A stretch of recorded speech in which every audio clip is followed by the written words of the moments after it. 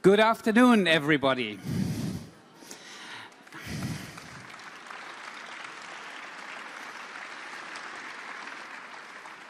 Das hieß schönen. That means good evening. Now we have a chapter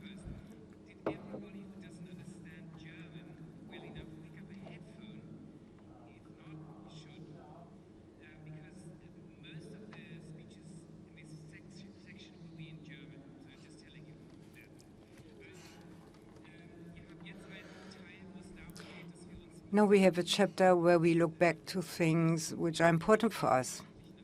There we have some different aspects we have to look after, and we have decided that we don't want to have one long lecture, but we want to have different impulses. So in order to not waste our time, I would like to start with a very interesting person. This is Janis McDavid. He was in the Rudolf Steiner School in Bochum. I think he will speak about that. He's an author. And he's a motivation trainer, but not only in a small room in a backyard, but in large halls, because there's something he has to offer. So I'm very happy that it was possible for him, although he has a new appointment tomorrow in Kassel. I'm very happy that it was possible for him to come, and let us greet him together, Mr. Janis McDavid. Oh, this was not the right introduction. In the beginning, we have a film, and then we will have, then we can see Mr. Janis McDavid. And so there's no better way to start. Janis, the floor is yours. I had fooled myself for a long time. I just wanted to hide myself. It was really embarrassing because what should my father think of me? I was always telling him, well, I want to become a motorcycle policeman. I'm in South Africa to hold motivational speeches. I was invited by UNICEF for the management team meeting to make a kind of a inspirational kick-off, and later on to a safe park in Soweto here with children, to motivate children and to tell them how it is to accept yourself when you are different. You are so special. I think the essence of my message is that we can achieve much more if we manage to accept our situation. So for me, this was a very important step to really accept my situation, my body, how I am, because afterwards I'm able to take my life into my own hands, and I can achieve many more things than before and can be much more motivated. And this is, I think, the essential topic for UNICEF, to be motivated and to keep on going. And projects like this Safe Park, for example, they have a very important role, I think, in order to train people, to train children to be self-confident, because this is something you can learn, you can train, and also to accept your situation is something that you can learn, to accept your body, or to accept whatever, and to really get to know who you are. Were you the only one that was disabled at school, or there were others at school? I was much more shy in this age, yeah, really. I would never have gone to a stage to ask someone a question, never, and even in a different language, not in my own mother language, yeah. And I was really impressed by this. And this showed me that the work they do here is important and successful. You are the key to the broken hearts, minds, and souls. So I want you to know that no matter what you're going through or what the situation is, you can't use poverty as an excuse. What I can say to you is, you are who you are for what you are. You are the person who can do many things like me and the rest of us. You are truly God's miracle. everything. I was very impressed of this poem because it showed me that this girl really thought about my situation, and then she made this poem. And what she said is very important as well, to be positive, and that to be different is normal. Either I can just jump like this. Yeah. What is important for me is to really live my best life. And I want to motivate other people to live their best lives as well. Because the life is our life, yeah? And we need to take our lives in our own hands to really be able to live our best life. But what is important for this is, in the first step, to accept yourself, because then you are able to deal with all the challenges that are in front of you, and you can find such a power inside yourself when you accept yourself that is incredible. With just this one decision I made to accept my situation, I've completely changed my life.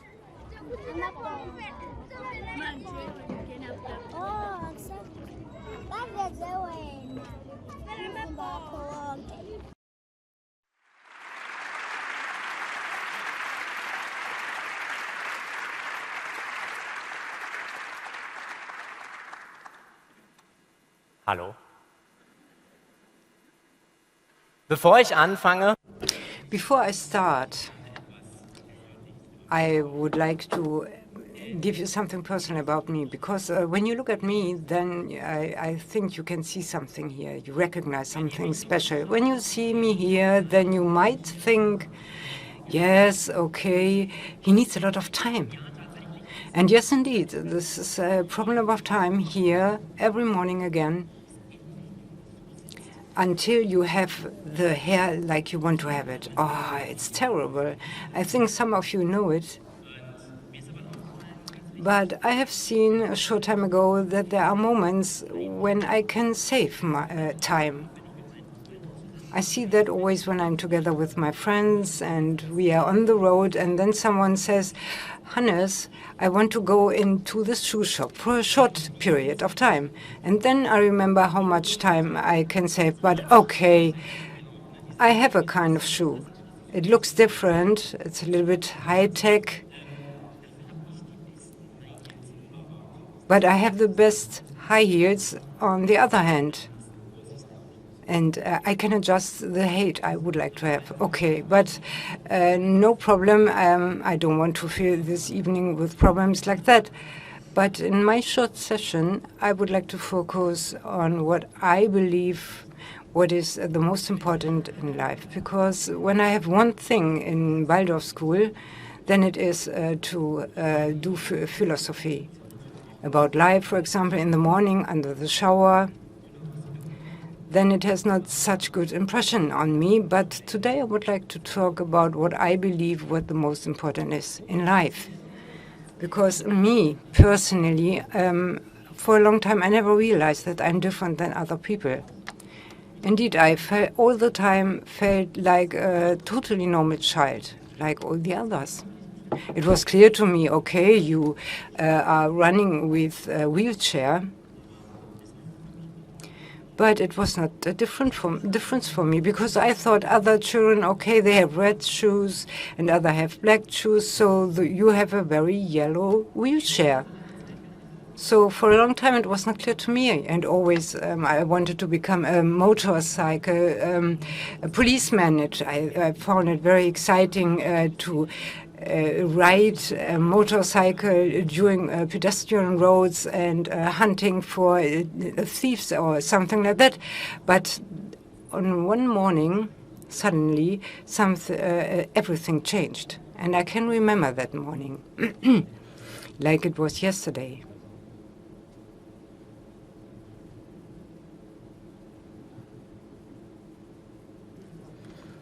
At that moment, I was at home without my wheelchair. I was out without my wheelchair.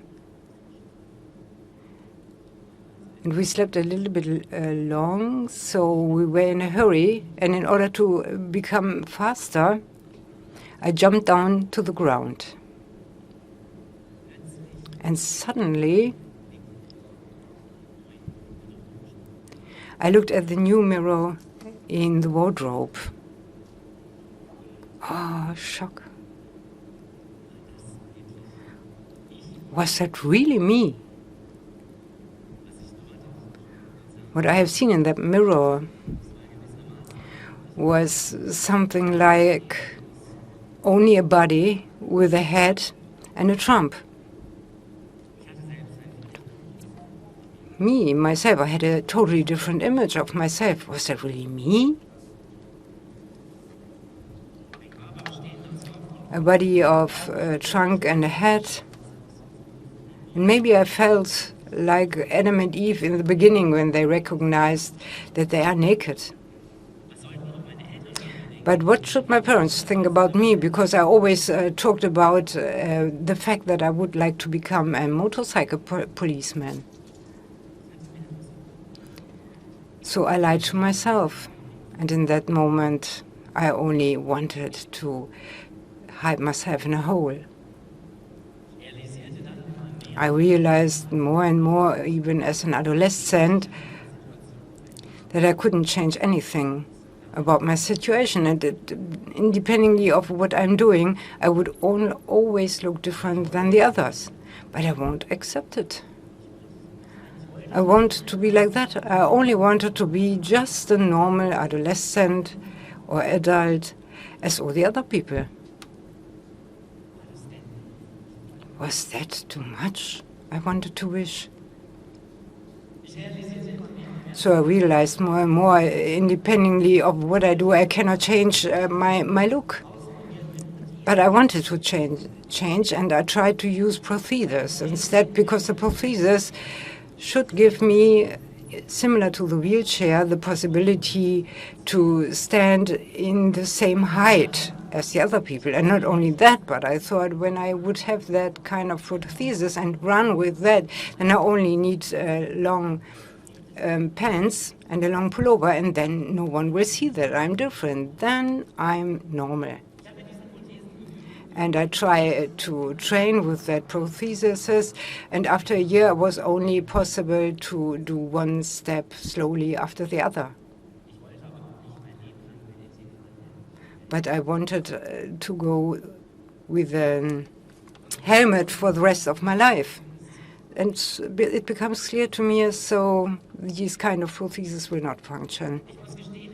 And I have to admit, there's only one thing I only was sorry about, that I couldn't kick other people in the ass. But please don't talk about that, because I think it's a fascinating possibility to shift the foot and to have your balance.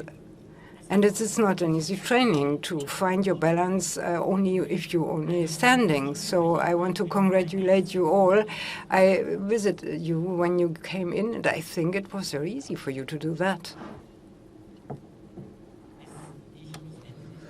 Until I, when I was an adolescent, came to a question. And today I would like to say this is the most destroying question which we can have in our life.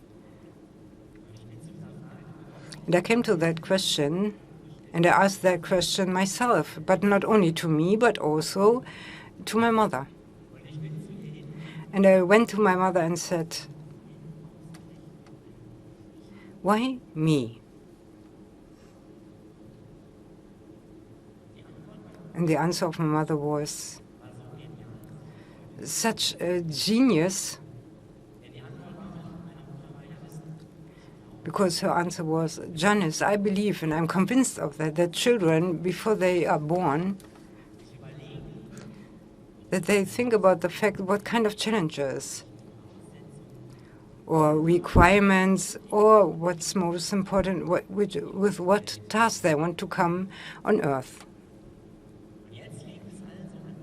So now it depends on you to find out what kind of tasks you were looking for Wow.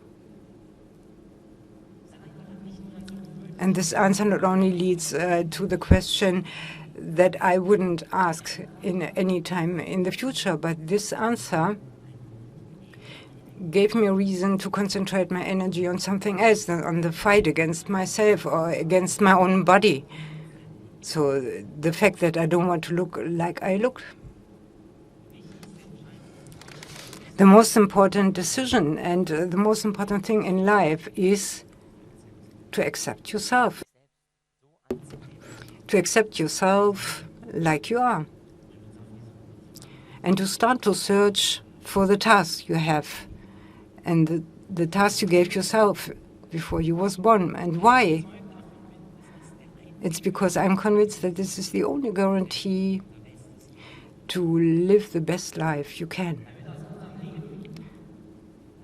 So that out of your life, the best life will come into being, so that all the time we have here on Earth is something which will be the best time. And for me, it is also to spring into the cold water again and again and to find challenges for me, challenges which are so high that I start to shiver and nervosity becomes to increase. And for me, when I find a new large project for me, 3 steps which are very important for me to go into that direction. And the first thing is a question. And this question is quite simple. It is, do I really want to do that? Do I really want to go that way I've decided for? Or is it the way of someone else? Is it not really my way? Is my way a little bit beside of that? And if I can agree to that question, then I come to the next point. And the next point is my shaking head index. And my shaking head index is functioning very simple. Tell the other people of what you want to do, and the more people are shaking their heads, the more you know that you are on the right way.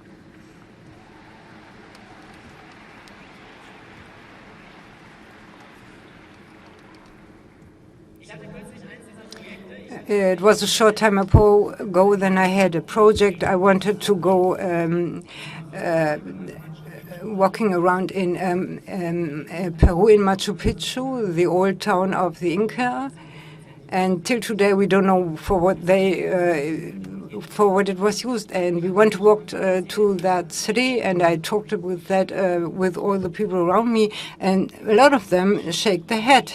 And the index increased and increased, and when it was on the top, then I know, oh, I'm on my right way. But the people asked me a lot of questions, and a lot of people gave answers together with head shaking, and they said, how would you manage that?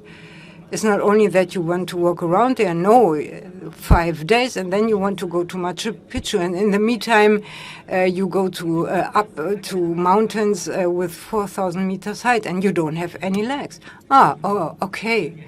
Thank you for remembering me. So a lot of problems I have to solve, and the mountain of problems was increasing and increasing. It becomes larger and larger. And it was more and more difficult to know what I really should do. But I'm convinced that, especially in situations like that, we don't need the best idea we can find. But, and then we come to the third point, you only have to start. I think we don't have to plan so much and to have to think about that so much, but we have to start. And this becomes clear to me. I always talked about what is the largest problem, what should I start in the first time. And I decided, okay, it's the flight. Start to plan without thinking so much, and the rest will happen. And I think this is true for all of the projects we have in our life. I experience the same when I write my annual report in the 12th class, and also with my book. I sat down on my table with a white paper and a pen in my hand, and nothing is worse than a white paper. But I thought about everything to try to find out the best start for a book, the best start the word I have ever seen, but I couldn't find it. Yes, but later, after I have written down a lot of papers. And it was similar here. After we have booked the flight, then there were some other questions we had to solve. And it's not so simple for me to walk through the Andes mountains. And me and my friends, we thought about a lot of things which we could do. For example, maybe like children carrying device. The second decision or the second idea was maybe we should carry me. I thought it was very cool, but maybe a little bit difficult. But then I thought like Waldorf pupil normally do, in a kind of philosophic way. And then I found this idea, I don't know where it was, under the shower or in the evening when I sat together with my friends. But we thought, okay, who is walking around? Who is walking around? And we thought someone with a backpack. And I decided to go as a hiking man through the Anden. And I go to a shop, and someone told me, how want you want to hike? And I said, I want to sit in the backpack. I'm the only man who wants to feel that backpacker with life. Okay, and then we talked about all the different models we have for backpacks. And the most important question is, okay, can I sit in that backpack for a long time comfortable? The shopman had no answer for me. So I asked him my most favorite question in situation when I don't know how to carry on. And you have to be careful with that question, especially in a familiar surrounding. You don't have to ask it so often. But I thought, okay, in that moment it was very good. And my question here is, what would you suggest? Yes, and his suggestion was I should sit down in the backpack. So I did it, and I worked like a backpack tourist through the whole shop, and it was manageable quite well. And if it was possible to hike in Peru, if that was great, you can read that on my website. But very often we lose our consciousness when we see what other people are able to do. Confidence. And then we look at all the other people, and we are thrilled about what they are able to do, and we are also happy what our colleagues are possible to do, our partners and our children. But we don't believe that we can achieve it ourselves, and then we lose ourselves in doubts. And if we were able to accept ourselves, I don't mean to praise ourselves in front of the mirror. This is also important, okay. But I mean to accept us in the deepest inner self. In every situation, even if something doesn't work the way we want, appreciate yourself. With that, we have the possibility to end the spiraling of doubts. Often we put too much value on what other people think about us. Or correctly, we need to say what we think what other people think about us, but not regarding what we think about ourselves. And the result is the view from the outside. So I almost always want to say, yeah, a foreign feeling, foreign value feeling, but no self-value feeling, no self-esteem. And this is isn't that what life is about? Our self-esteem, to discover our self-esteem, and maybe to rediscover it. And here I think now the Waldorf school comes into play, and the inclusive approach that the Waldorf schools pursue is very important, because no matter what we look like, no matter what physical or mental abilities we enter this world, I am convinced that in every child, in every one of us, there are skills that need to be discovered. And those skills, discovering those skills and enabling children to experience the skills themselves, isn't that what life is all about? Isn't that the key of every task that we give ourselves, maybe even before birth? And with this question, I wish you another successful 100 years. Thank you.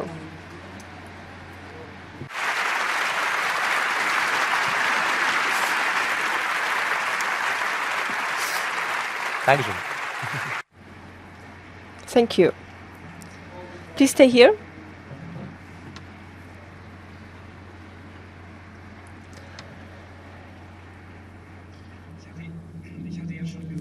I already said that Janis McDavid has to go to Kassel now, so he's unable to stay with us the whole time.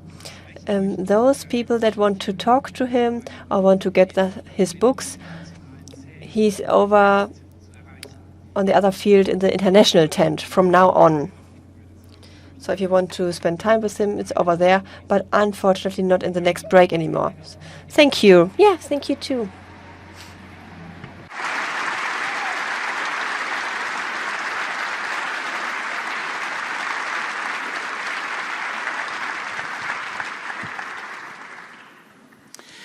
The next person I want to announce to you is Florian Oswald.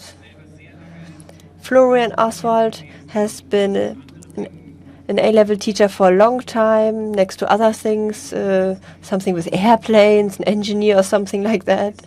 And now he's the manager of the educational department of the Goetheanum for social sciences, and we have been working together with the International Conference of the Waldorf movement for a long time. So Florian has been involved from the beginning to what we experience here today and what has to do with this year in general. And I'm really happy that he will now will speak. Please come over here.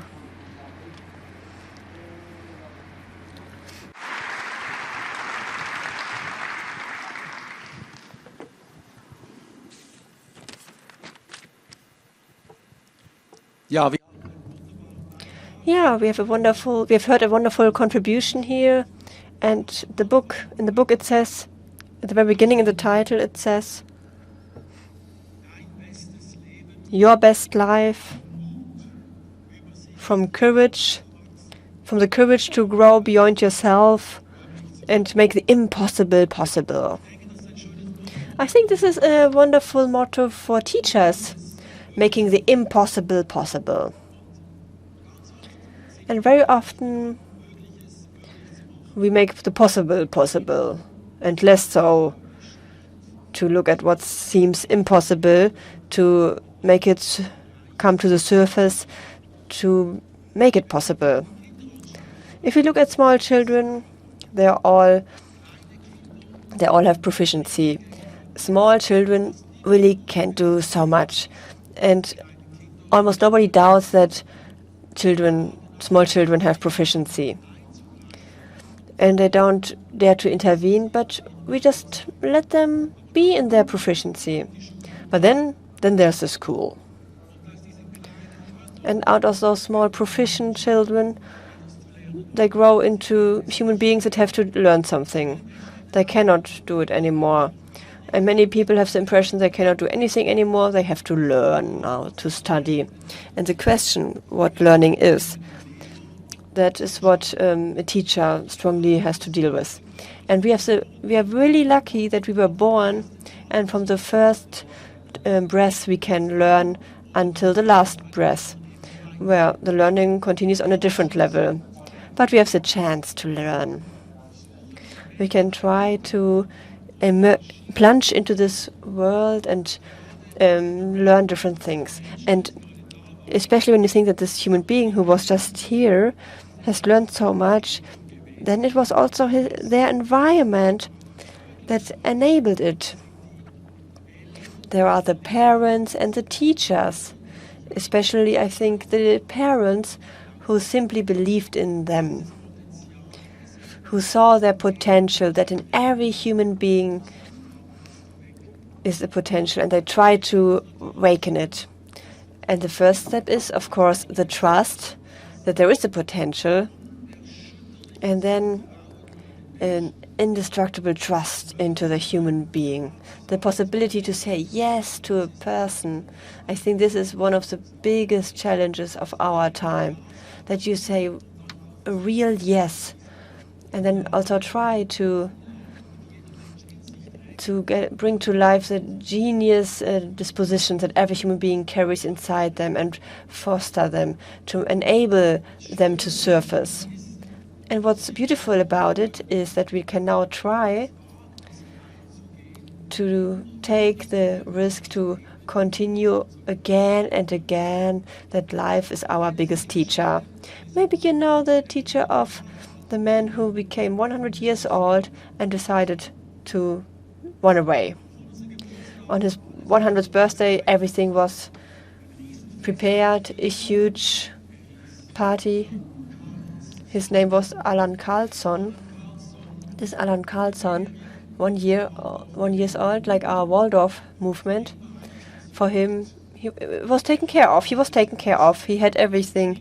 He knew what the next years will look like. Everything worked. He received food, had a warm room. Everything was predictable. But he didn't like that. He wanted to learn.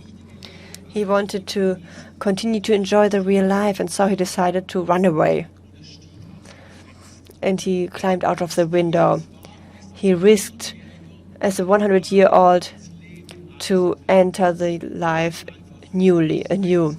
So he simply climbed through the window, and when he was outside, he noticed he was still wearing slippers in the dirt in the backyard. It was moist, but it doesn't matter to him. He simply wanted to run away, to be able and be allowed to continue to discover life. So with 100 years old, at the age of 100, he crossed that limit, and he tried something new, meaning to learn from life, to continue to learn from life, and the risk, to assume the risk of what will happen in life and what can I learn from it. And then he did so comprehensively, this wonderful person was 100 years old. And now we are also 100 years old, and the question is, how did we accept what we created? And only when we accept it and say, this is how we are, also in all the areas where we are not so good, that we look at it in detail and look and see what the potential actually is. What is possible? What can we dare to do? And there are many windows, not only one, many windows that we can climb through into a new level, where we can pass a threshold, assume a risk, and try to meet life again, the way it actually is. Karlsson realized that life in it was not fully juicy anymore, not the way it actually is. But I'm taken care of, protected, everything is safe, and I don't want it. We can ask, do we also want our comfortable person, where everything is already in order? I know when I get my money, when I get food, the pension is safe. All life long is planned until death. Can we also question this way and think about which window is a window I should climb through? Do I actually still see any windows? Is it light in there? Do I see the light? And would I like to go out there and discover life again? I think it's worth it to try.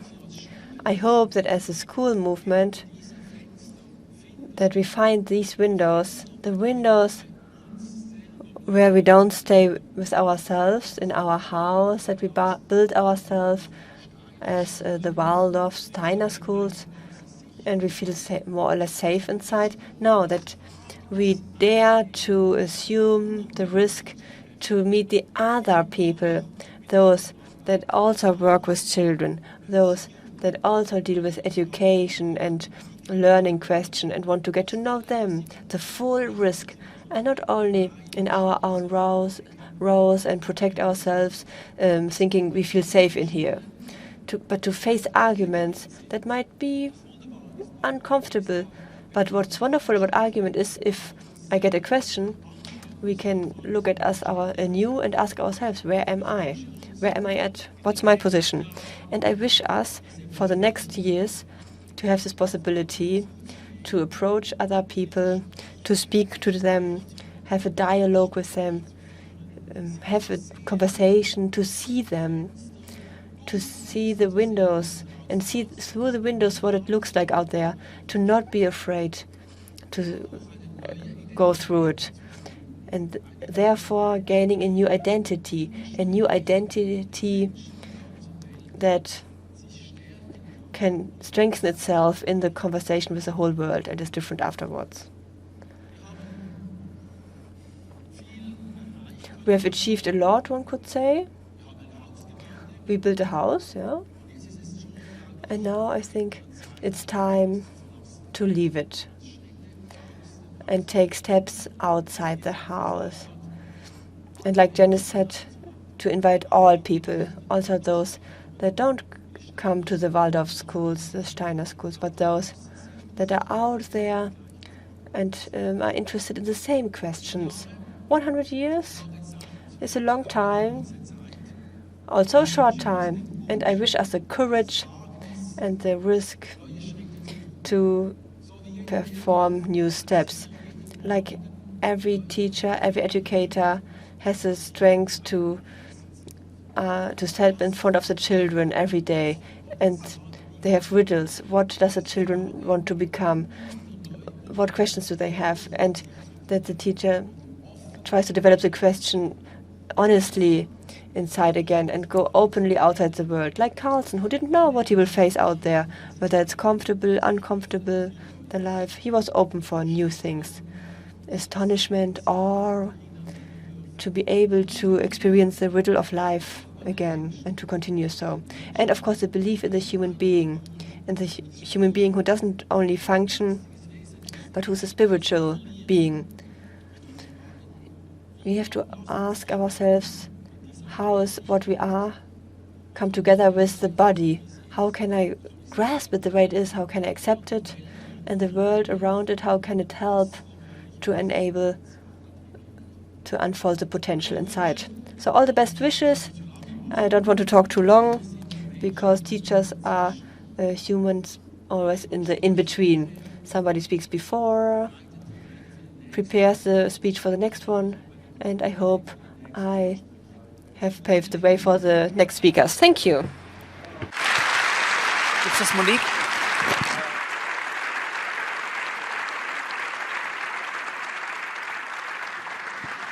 Also das ist doch eine bemerkenswerte. Okay, I think this is a remarkable proficiency when someone can talk about 10 minutes about everything he wants to talk about in 15 minutes. So we have to save some time course of that. A very special person to you. I don't know, 1 or 2 years ago, I had the incredible opportunity to visit a school in Oakland, which was founded by Dr. Ida Obermann. And I had this incredible chance to meet Principal Monique Brinson there. And this is a very special school, which she'll talk to us about. The name is Oakland Community School for Creative Education. I think that's a wonderful name in the first place. And probably, Monique, you're going to tell us a little bit about the surroundings as well. And now we have a section where there will be 3 people in a row speaking. One is Monique, the next will be Victor Mwai-Wahome, whom I'm going to introduce shortly when he comes, and then Regina Ott. Also wir haben jetzt einen Abschnitt, wo 3 Menschen kurze Impulse geben werden. Und das erste ist Monique Brinson aus Oakland in Kalifornien. Monique, please come here.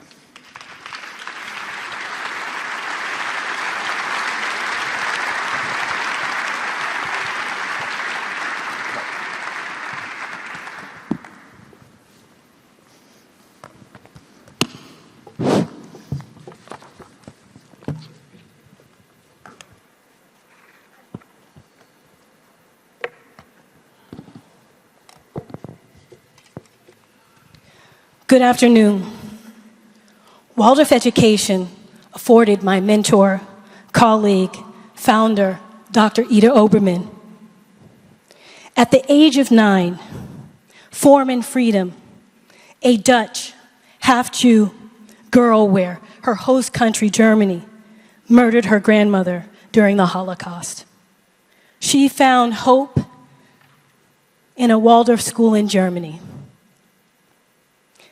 Waldorf education afforded an African-American educator, me, 26 years, 10 as a teacher, 16 as an administrator, to become enlivened and imbue imagination, giving me levity and light to stand for justice, desegregation, and equity in an urban context.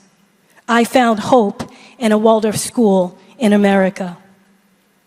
In both of our biographies, Waldorf has helped heal the byproducts of anti-Semitism, racism, and white supremacy. And our involvement in this movement, we have found our mission, our task, expanding the bandwidth of Waldorf education for all. Presently, we are blessed with a school located in San Antonio, neighborhood of Oakland, California, in the United States of America. In the midst of bringing beauty, in the midst of urban blight, one that houses sex workers, drug addicts, drug dealers, and homeless encampments, the marker of the forgotten, living the American nightmare and not the American dream. It is in this community that Rudolf Steiner's words of wisdom imbue the power of imagination, allows us to create an alternate universe for our children with the help of our families and community. Our demographics, 50% Latino, Latina, Latinx, 25% African American, Black, 13% Asian American, Asian Pacific Islander, 6% multiracial, 2% Indigenous, Native Americans, leaving 3% students who are Euro-American, white. 97% of our students are students of color. 82% of our students are from socially disadvantaged communities. 52% of our students are English language learners. 14% of our students have special needs. Here, atypical of a Waldorf school, community school for education serves children the ages of 4.5 to 14 in grades K through 8 in a free tuition public school model. Why is this important? Widening the bandwidth of Waldorf education is the foundation of our history. It is the prototype for standing up for social justice and inclusion.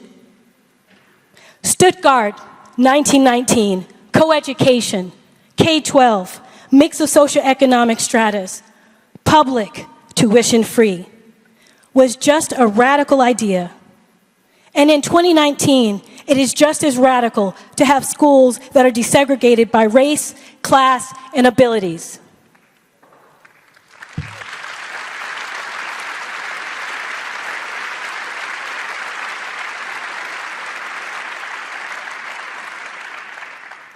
Waldorf, for all of its wonders, is seen as wealthy, white, weird.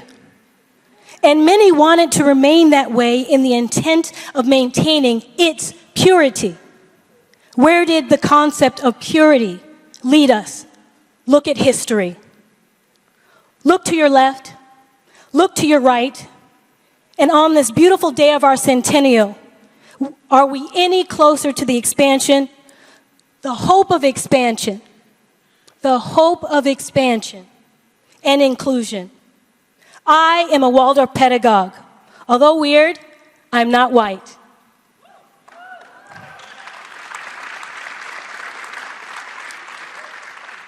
And in most Waldorf spaces, I'm an anomaly. As we sit as catalysts, conduits of unfolding our biographies, do we need to be trapped by our biographies doing the same things that systematize educational apartheid? Today we sit in reflection. 400 years ago, the first African slave landed in Virginia in America. 65 years ago, Brown versus the Board of Topeka, Kansas, desegregated American schools. 49 years ago, a black girl of Dorchester, Roxbury, Massachusetts was born, experiencing miseducation in both private and public schools in America. This is a part of my story.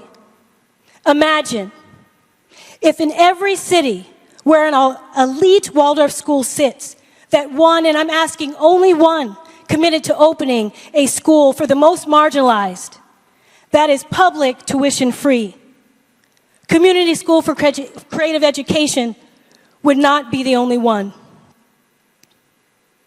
I had to weep in confronting the racist and racism in Rudolf Steiner's words.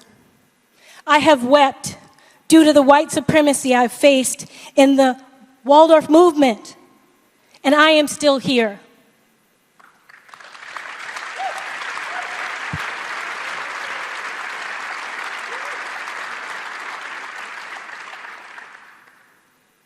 Caspar Hauser of Karlsruhe is in all of us. Remember his resilience. Remember his courage. Awakening you is not my job as a person of color. It is our job. We, believers of Waldorf education, who are about the head, who are about the heart, and are about the hand, can figure this out.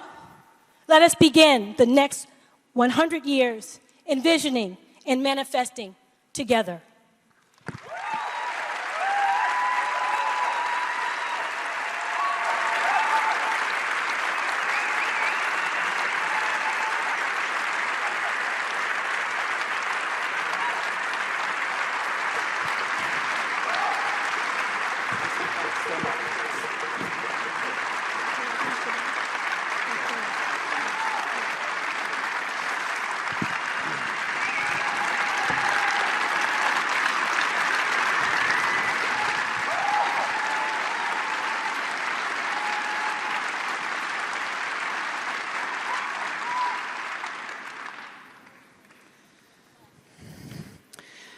The next gentleman who's going to speak to us is Victor Mwai from Kenya. And Victor, I think he can actually continue in his own way. I don't have to make that transition. So I would ask Victor to come here, please, and please introduce yourself when you come here. He's also a member of the International Forum for Steiner Waldorf Education.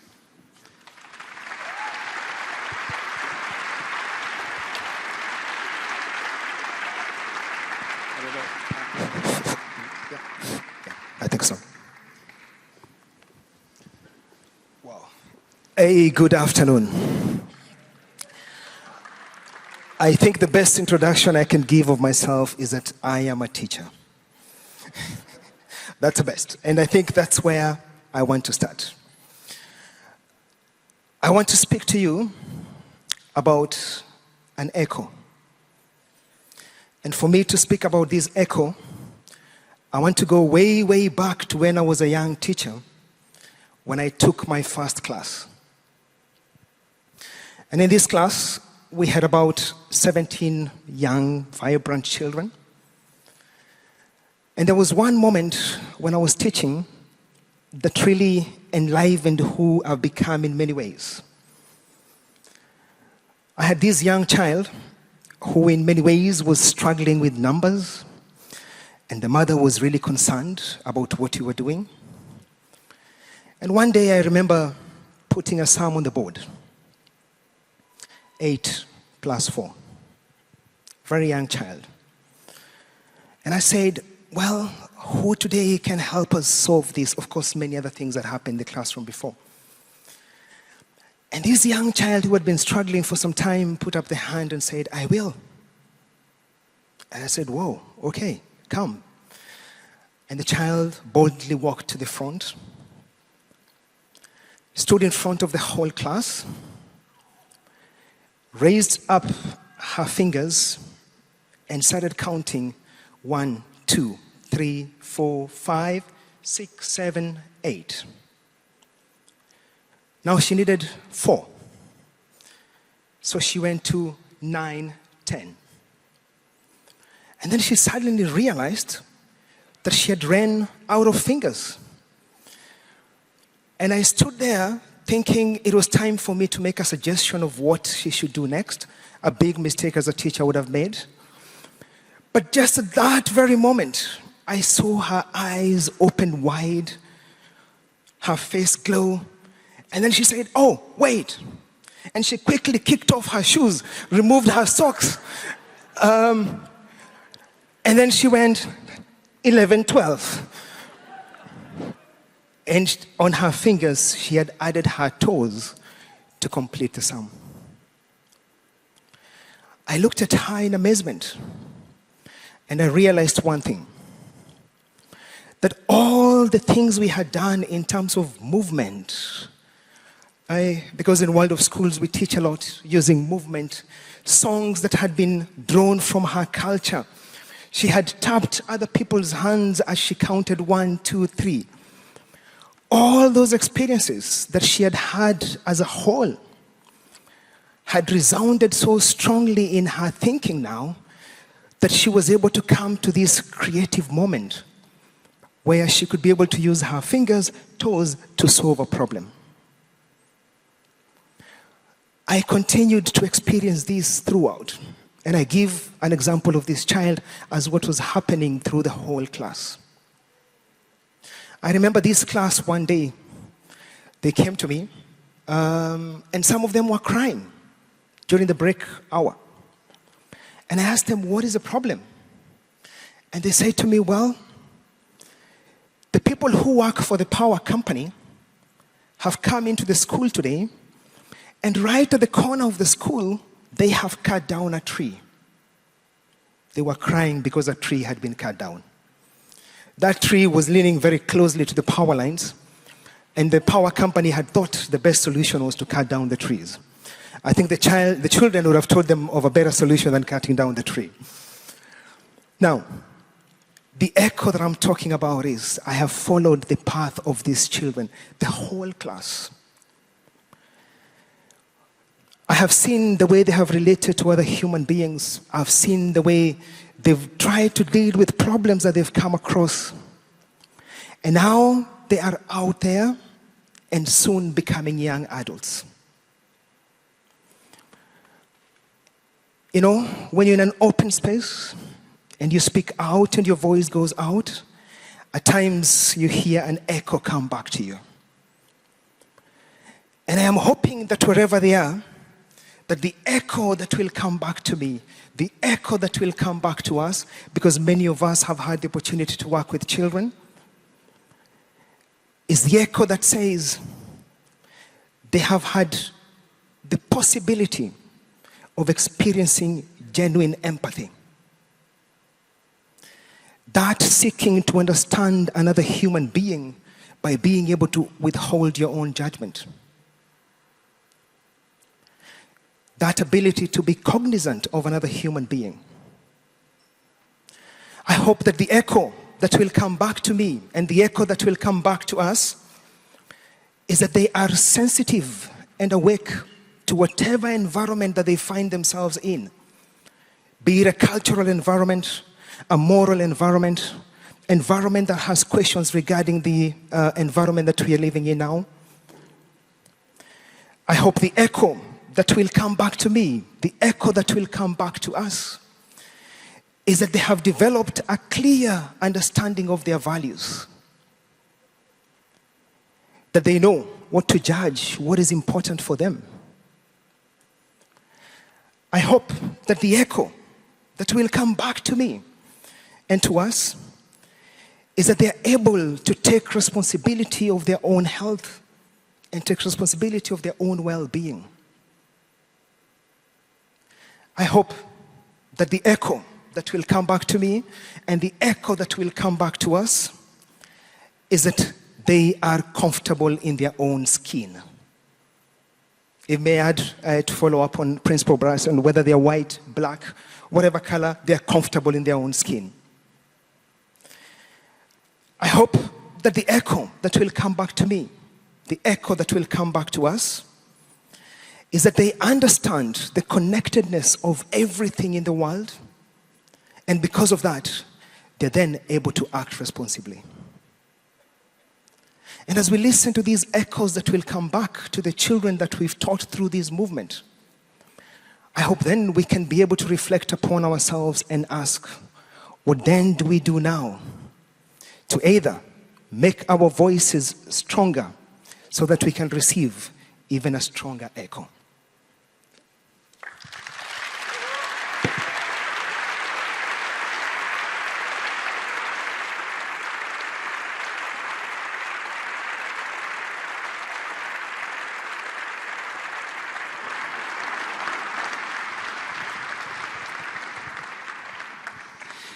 Die letzte Rednerin in diesem The last speaker in this small round is a young class teacher from Überlingen-Reingoldshausen in Germany, in the 4th generation of Waldorf teaching. And one of her grandfathers was a pupil who became a teacher in Waldorf as well. And now she's in a group of young teachers, and they ask themselves, what do we bring with us as a new impulse where the Waldorf pedagogy will go through? And I'm very happy that she will speak some words here now.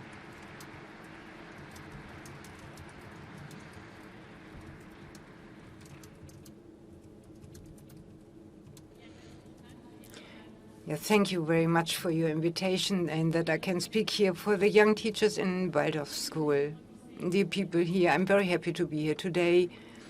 And as we have already heard from Mr. Oswald, we need a lot of courage and love to become teacher today, because there are a lot of challenges.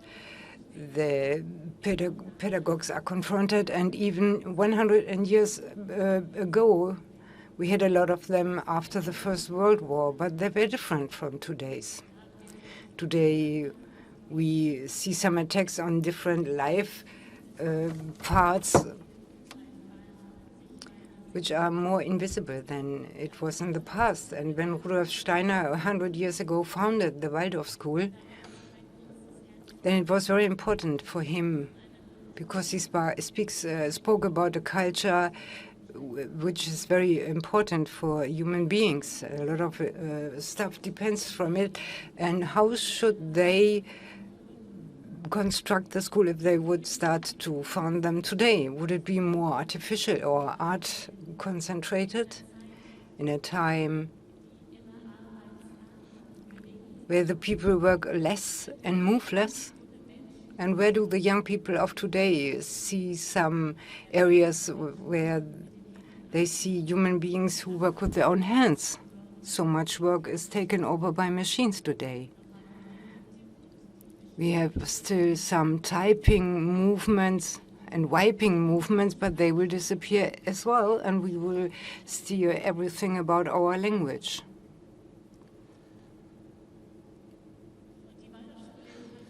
And Waldorf School has a lot of good approaches to find a balance to that. As you have seen in the morning, during the great party, we saw a lot of practical things, arts things. But do we have to intensify them? Should school time be a time where the people have a lot of possibilities to get triggers to develop in a healthy way?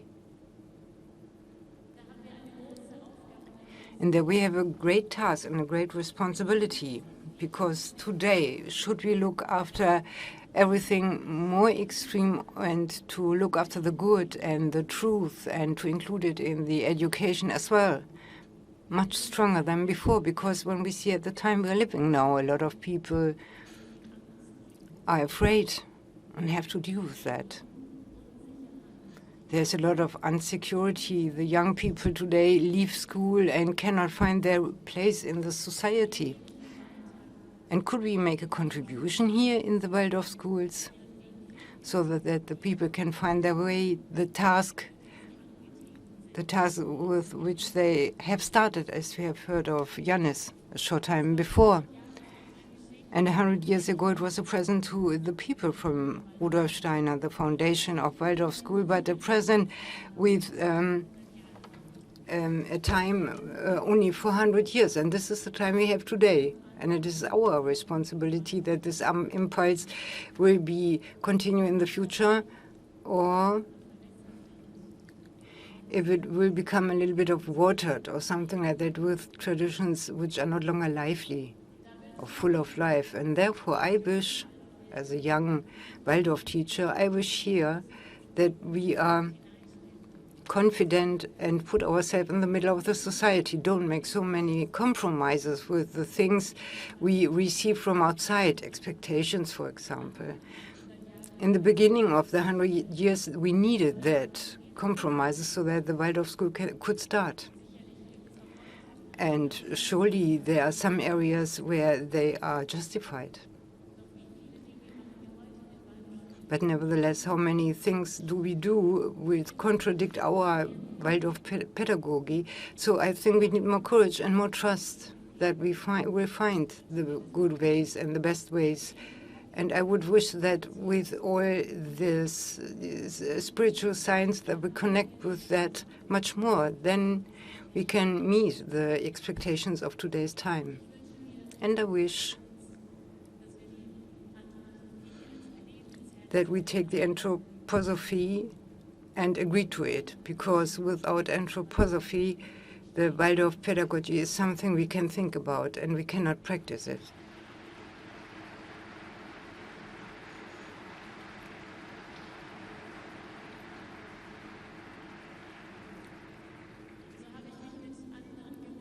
Therefore, I talked with a lot of other young teachers, and we come together, and some months ago, we founded the Forum Waldorf Schule to make a contribution here so that we can carry on this impulse into the future.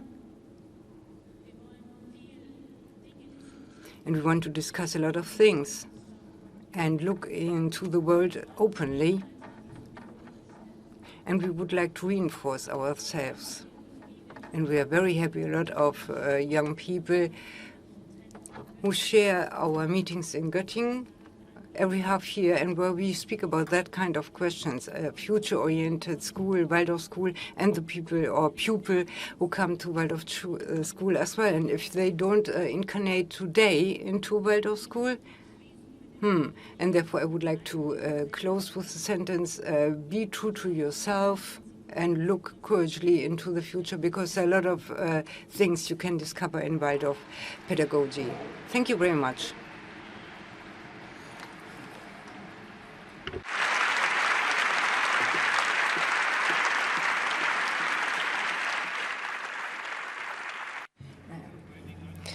So, since we are talking about the future, we also have two very interesting young women here. They belong to two different circles, but they belong together. Elisa Schelder from the Waldorf Club, EWV. It's a very active, well-working Waldorf representation, a very good Waldorf representation with changing, but always wonderful young people that meet together and they want something. And the other point is, the other person is Marianne Siebeck from the Democratic Voice of the Youth. It's a group of young people that founded a group recently for Grunberg. It's just a time statement now, just to get listened to. What are the demands? What do the young people need today? And they have an own tent on the roof of the Tempodrome, and they want to invite us now by telling us what will happen there. So Marianne and Elisa, please come to the stage. Wherever you are, please. Bitte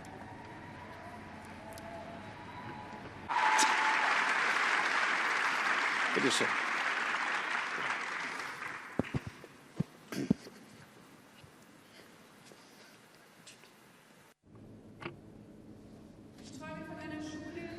I dream of a school where the brightness in the eyes of the children will never fade. I dream of a school where I can learn from my own experience. I dream of a school where the children's questions are the curriculum. And I dream of a school where I experience respect and harmony. I dream of a school where meeting, reunion, and trust is the basis of all learning. And I also dream of a school where I understand what impact my own actions can have. So remembering my school time, which is not long ago, I think a lot of the nice things. I remember the first day of school, where I was so excited weeks beforehand already to finally go to school. And a few years later I came back from school and I told my mother, I understood something, I'm learning so much. And I remember the wonderful class trips and games and so many wonderful things that the school has to offer, things we saw this morning. But now I allow myself to focus on the other side. Heavy legs, tired eyes. My mom has to wake me up 5 times until I get up. Then I go to school and I would like to sleep again. In front of me, there's somebody who tells me what to think, what to eat, what to drink, what to think, and when to do all those things. That tells me everything. And I feel with no say. I feel limited in my freedom. And is that the freedom that we want to give children? And I'm almost sorry to say those hard words. I feel like the spoiler, but it's very important now, I think, now where we're at a section to reflect and go into the future to also see what have we not achieved yet.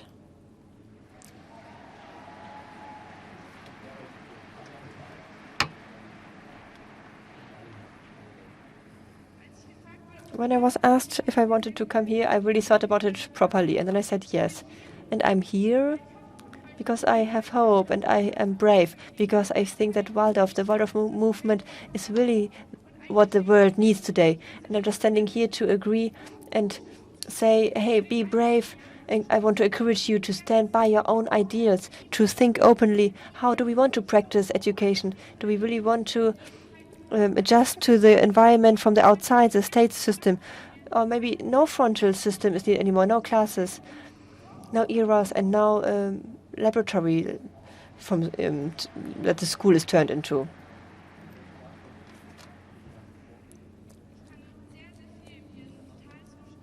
I can agree to many, many points here, and I want to add that I also have made different experiences, of course, but I have learned in the past years.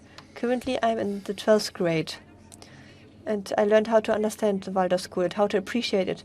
For example, last year, I performed a state's examination to be able to perform the A-levels in the next year, and I had a feeling of pressure and stress, and I was even afraid when I started the school year. It wasn't nice at all. And this school year, here, it's really the opposite.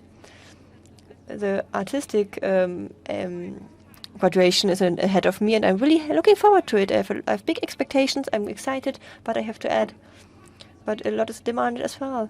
We need a lot of power and a lot of social commitment and resilience. And partly I have the feeling that it will be more difficult than last year, but I'm looking forward to it. And this opposite, the opposite feeling that I could experience now was really special to me.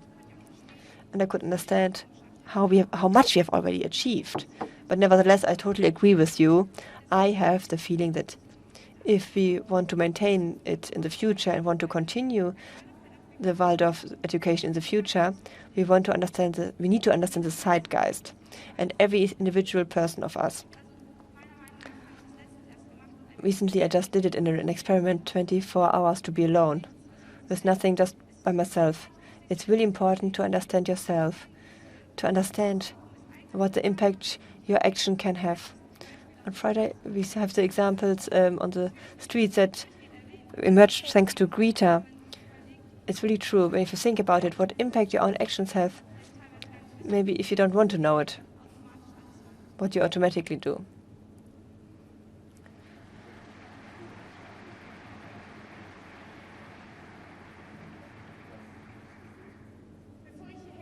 Before I came here, we met with the democratic voice of the youth. We did something similar. We celebrated our 2-year anniversary and reflected on it. And we reached the point that we noted, we have had many conflicts, we lost ourselves and met again and so on, found each other again.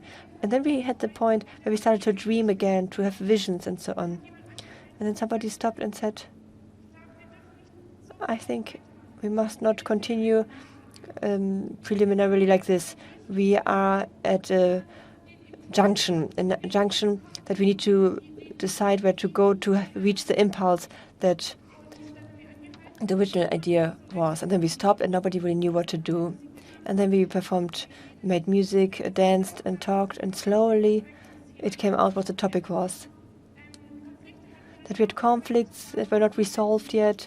We were still in system structured that suppressed individuals. So we stopped and waited.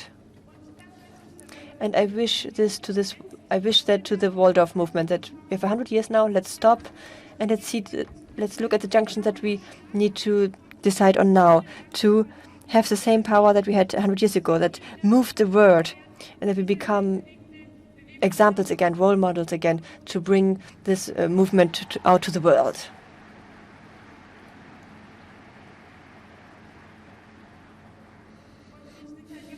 And we're young people that are standing here, so we invite you to the pavilion upstairs.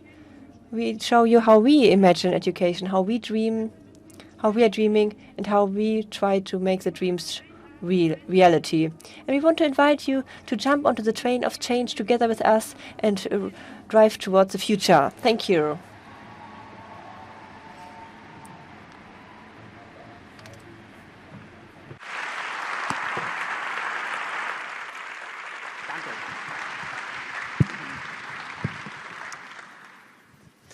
Ja, das war doch jetzt mal. Yes, I think this was very vivid, and I would like to say that everything is going on the top. Nevertheless, what is happening here, but I think it's very exciting what they have on the roof. Okay, the one I would like to announce next is Professor Dr. Joost Schieren, and he was a class teacher as well. And he made the attempt, and he do it today as well, very successfully, concerning the results of his work. The Waldorf pedagogy, to conclude about it, that the people can understand it today as well. So I'm very happy that he found the time. He had to shift some other appointments to come here to get today, to give us another impulse from his work here today. I don't know where he's sitting.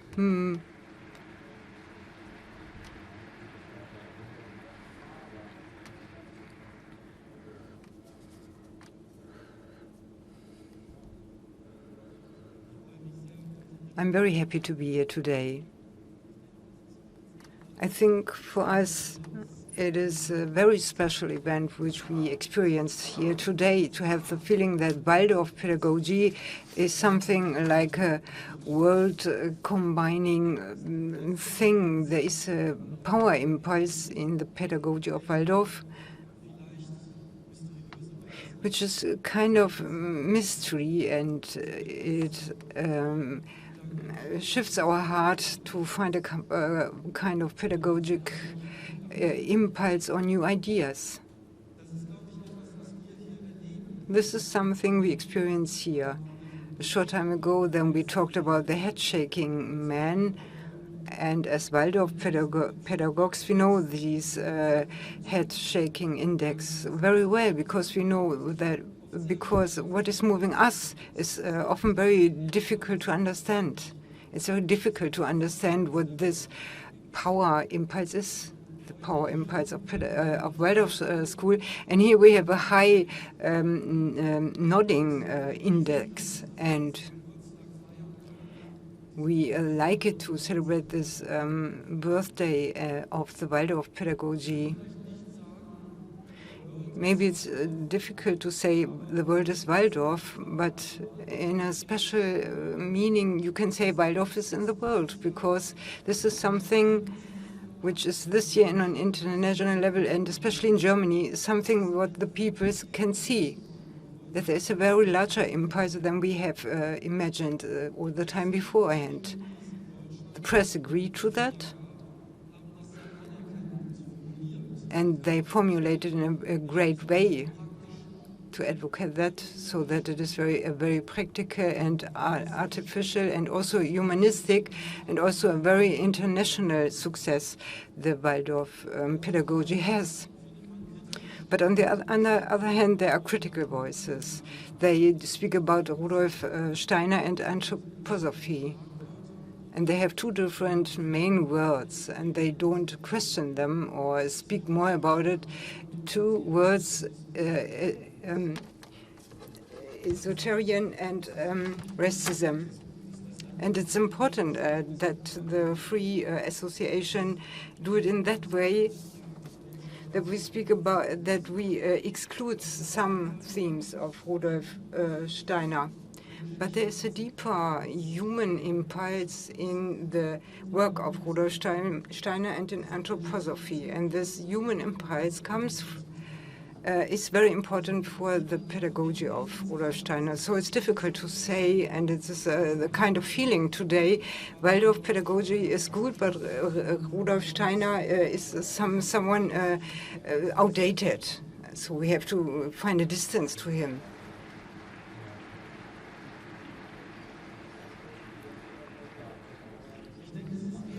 I think it's not that case, but it's important to understand that some impulses are not understood by the other people.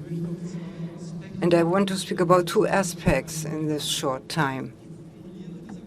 I formulate these aspects in two headlines to speak about the special approaches of Rudolf Steiner. Two things he underlined. One thing is thinking is power. And the second thing is willing is spirit. Maybe it's not quite right to say it in that way, that the sentences are in a form of to be, because anthroposophy is not a teaching, it's a way, a development way of young people which we want to accompany. Maybe it would be better to say thinking becomes power and willingness becomes spirit. What is behind that? With Descartes and the Enlightenment, we have we developed a thinking which is in the opposite of the separation to the world, and experience it in that way. We have a modern confidentiality which is experienced separately by the world or from the world. And in earlier times, and only in our childhood biography, there's something like an integrative consciousness which is guiding us.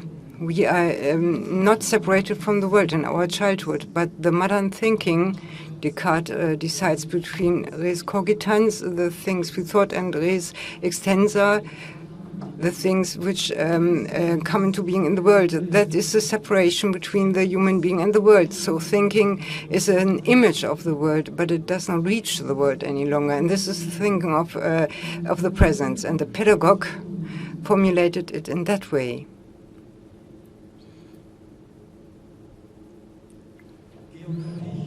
Georg Picht says, The human being is now in danger because of the science of the nature to take this area where they are living and which they can reach to destroy it. This is a knowledge that it destroys everything which it knows cannot be true. And therefore we are here forced to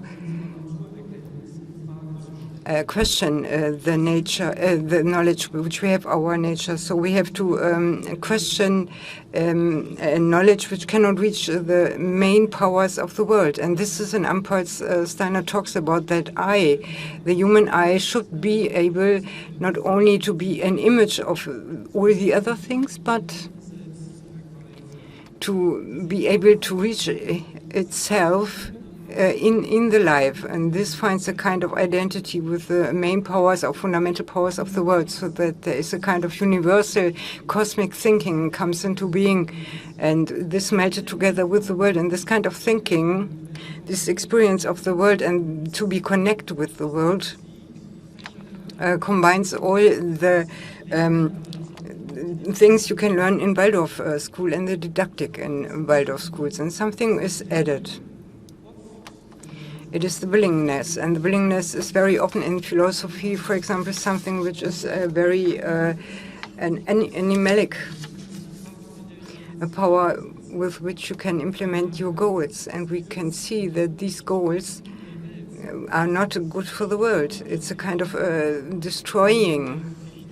This is something Mr. Picht speaks about it as well, and this is a good goal, what Steiner said, that everything, that the willing is enlightened, something selfless which you can reach. And these are two polar gestures, and we try to reach that gestures in Waldorf pedagogy in that way that the children in early times experience how they can connect themselves with the world by their willingness, and that they can develop their human being like. And in the higher classes, they experience that their own thinking is a kind of power place where the world can become to a place which is not separated with the world. And here I see, and this is how I would like to end. This is a great approach of Rudolf Steiner, which you can also find in the pedagogy. And sometimes people say we are only a fairy tale education and so on. But this philosophical aspects of Steiner's are things which has to be reachable by the world. And this is the large didactic task of Waldorf School, that the experience which we have here comes into connection with the deeper basis of the world up to the responsibility we have for our life. Thank you very much.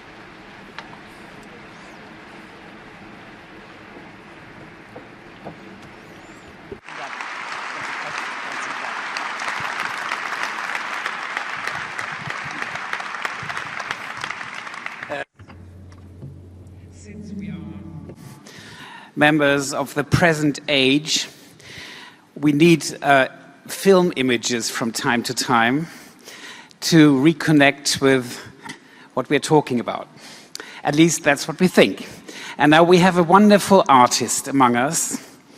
His name is Paul Zira, and most of you will know him in some kind of way because he is the wonderful man who made the 3 films which we published under the label of Waldorf 100, together, the last one with Ias Wecke.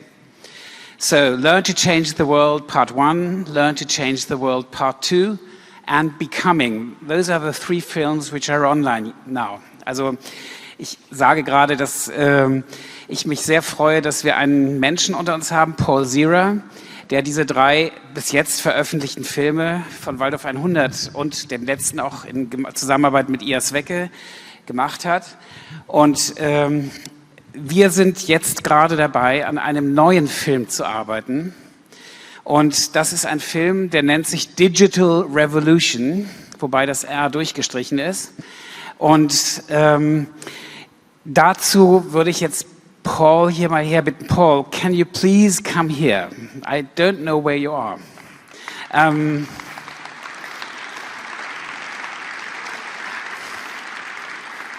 So, first of all, let's give him a big applause for those beautiful films.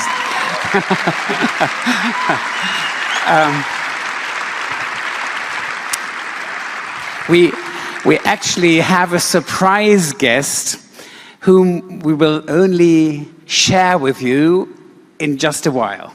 But first, Paul, can you tell us a few words about what this new film is all about? Yes. Well, first of all, I just want to thank you, Henning, for having the vision to make these films, first of all. And what a real honor it was to work with all the teachers and students and parents to make these films possible, because these are documentary films, so it's really to the credit of the way many of you have spoken and articulated that we can get some small essence of what Waldorf education is all about. To say a little bit of introduction for the new film that we're working on here is it's a work in progress, so it's not a completed film. You're getting an opportunity to see very much a process. You know, it's peculiar. We're here amongst this Waldorf celebration to speak of technology and education. And at least in America, most people, when you put Waldorf into that conversation, they immediately have this stereotype of, oh, no screens, no computers, no media. And while that's part of the conversation, I think it really misses the point.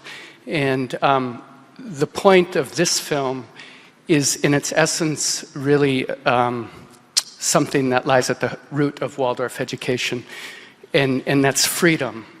This film is all about children's freedom to learn, and that's at least what we want to try to accomplish in a conversation with this film.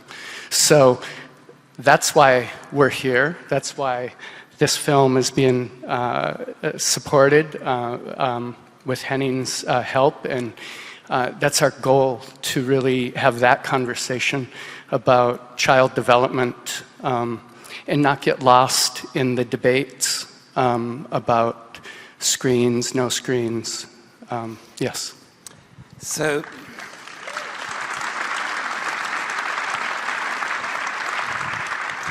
I would suggest that we look at this trailer now, and afterwards we'll have a very small time slot left to speak about it, and then we'll have our special guest here. So now please run the film.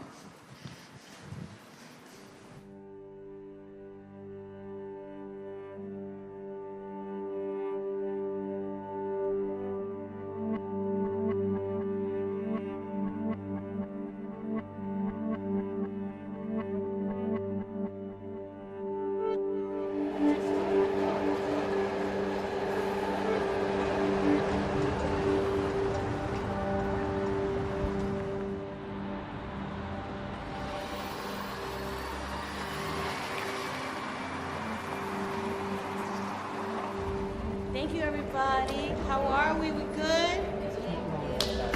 Are we amazing? Are we good? We're great. Are we amazing? Are we fantastic? All right? Yeah? We doing it? What do you guys think about this school compared to other schools your friends are in? It's safe. Yeah. It's what? It's safe. Good and safe. The important part of this work is creating healthy humans.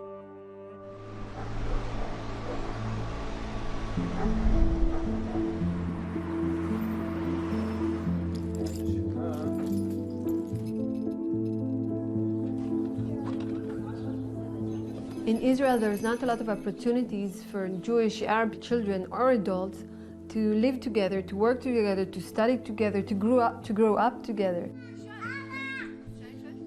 في هون عندنا حضارتين أو مجتمعين، المجتمع الإسرائيلي والمجتمع الفلسطيني العربي، ولازم نربي الأولاد بوعي فكري وقلبي إنه يجمع الأشياء هذول مع بعض.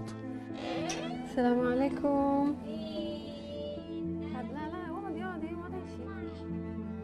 So it's a daily thing for a child to see, for example, for a Jewish child to be held and caressed by a Muslim lady, or the opposite. So the child will never be afraid of a Muslim lady because she has a hijab, or the other way around.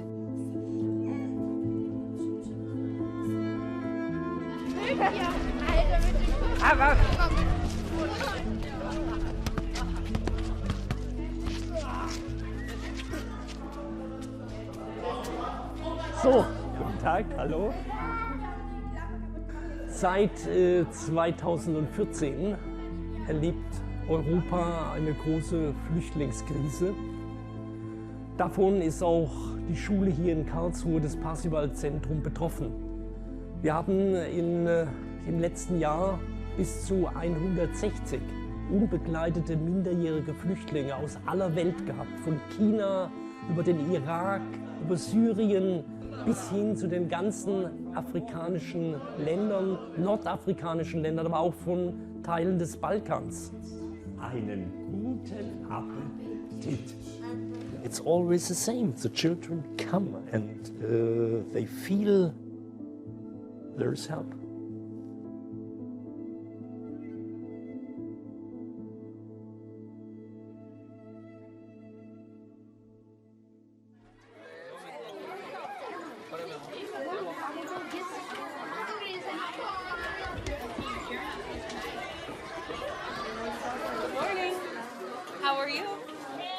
Most of the teachers here, they have like a real close relationship with the children here. They're like brothers and sisters to us, or like they can be like our mom and dad to us sometimes. Sondern dass es um das Kind zentral geht. Und das Kind eigentlich die Leitlinie ist, um eine Schule überhaupt erstens zu bilden und am Leben zu erhalten, wieder neu zu gestalten. ولا البناء ولا الألعاب ولا الألوان. مهم المعلمة، إذا المعلمة بتكون تحب الأولاد تعطيهن من جوا من داخلها بحقيقة بمحبة، وهذا اللي هاي أهم إشي، يعني إنها هي المعلمة. التغيير هو بس بده يكون بالمعلمة نفسها. The teacher meets the child, recognizes what the child needs to learn, and creates the conditions within which that's possible.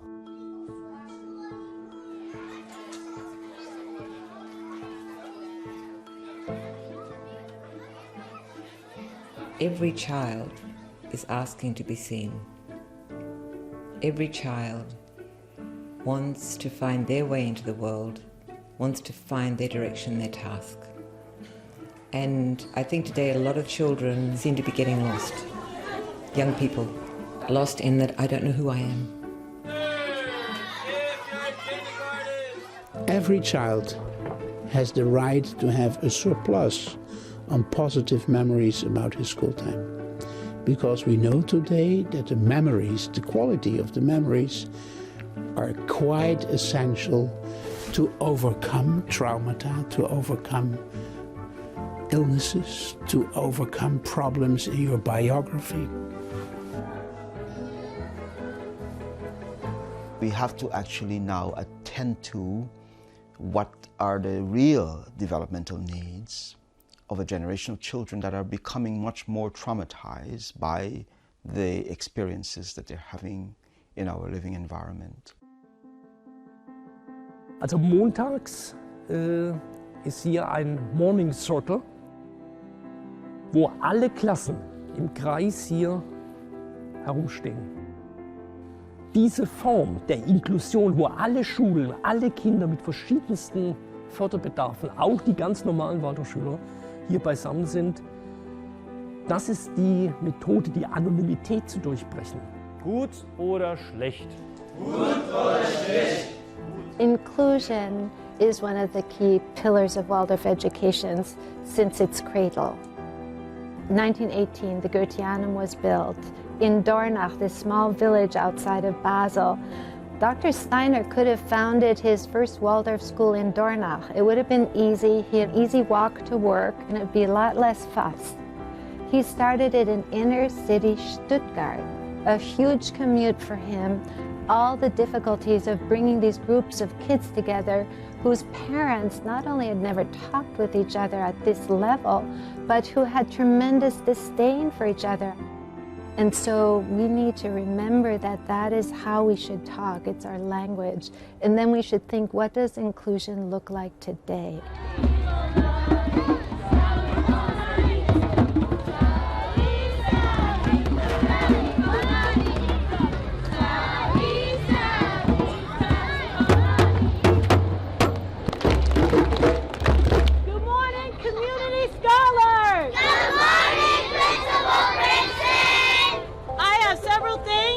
Highlight this morning. Some of the experiences these young children have had in their lives are seeped in living in a community like Oakland and being resilient in that community. That when they're able to bring beauty and see the good and the light in the world, that is the solve. To me, that's the essence of what Waldorf could do for the world. Me encanta ver el empeño que tienen en que Víctor aprenda, o sea, se supera en las cosas que él tenía dificultades para hacer o que a él no le gustaba expresar, a él no expresaba lo que sentía y es cosa que ahora lo está haciendo. Él se expresa, a él si no le gusta algo, pues... When you don't know the other, you can imagine the most incredible things about the other. You can demonize the other, you can vilify the other. But when you know the other intimately, and that other is your friend, your classmate, the one you grew up with, then you can't so easily be convinced as to the imagination of the other through propaganda, through media, through politics. There's a more intimate knowledge that trumps anything else. You're entering into a world of increasingly rich diversity. That something happens when you are intentionally inclusive with the right supports, that everybody wins. And you don't know that until you try it. It's such a life experience to come every day to the classroom, as we do in Waldorf Education, and to say with Jewish Hebrew speakers and with Muslim Arab speakers, نور الشمس الغالي ينير لي يومي عدمت الروح بنفس تمد جسدي بالقوة.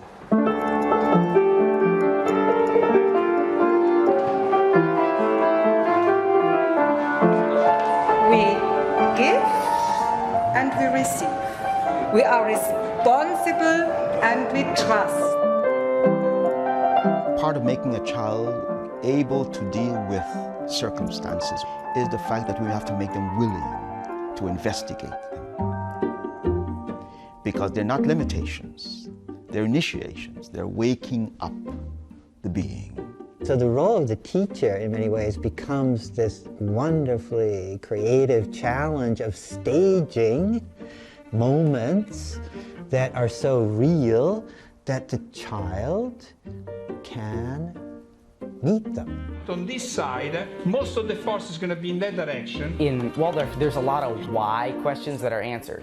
So you start off the experiment and you observe a phenomenon. You say, why? And so then you dig a little deeper and why?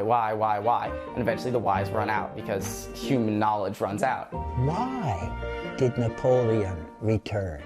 It's a riddle, right? Why did he return? There's no really an easy answer to climate change. There's no easy answer to ending war or poverty. You know, you have to actually burrow in and figure this stuff out. It's not information that they want alone. They want a truth.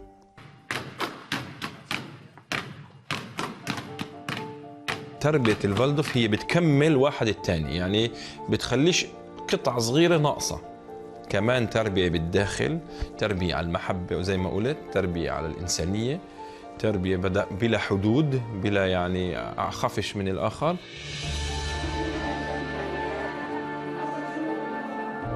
I think it was so important in the 20th century that Waldorf education really tried to find out its own identity, its own specials, what is the unique point of a Waldorf school.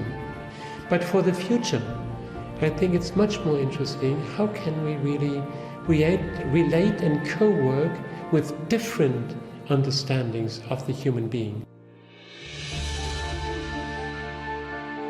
Development means to lift it from one consciousness to the next, to develop ourselves, to develop the earth, to develop community.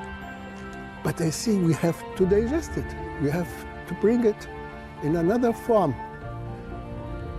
for the sake of the development of another people, not myself. And perhaps I develop also myself when I do that. It's possible to find your way as an Egyptian, as a Muslim or a Christian or Coptic or Jewish person, to go the path of cultural evolution you are part of, and at the same time develop your own consciousness and your human side.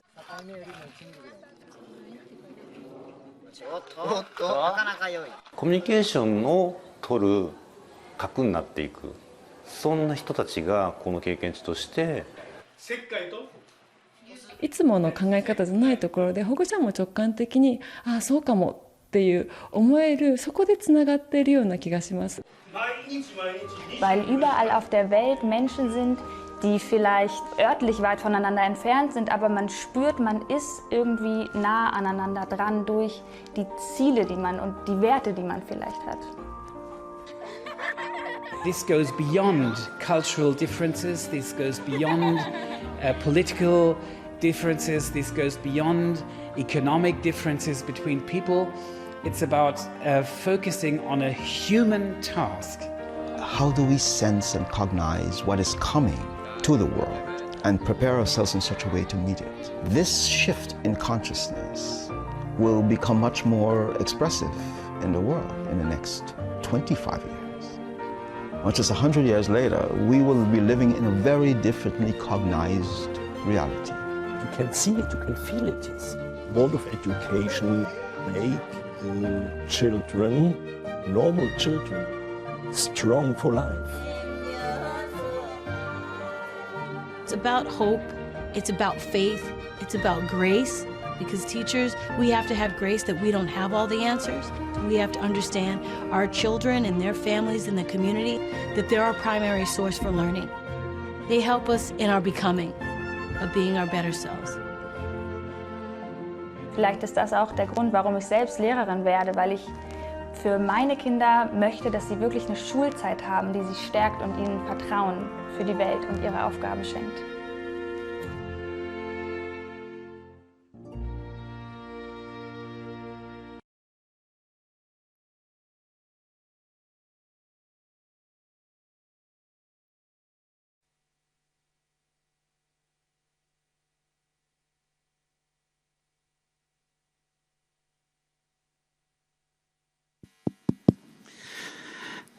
Ich hatte Ihnen eben einen Überraschungsgast. I have talked about the surprising guests, and this is Remulago, and you have seen him in the film right now.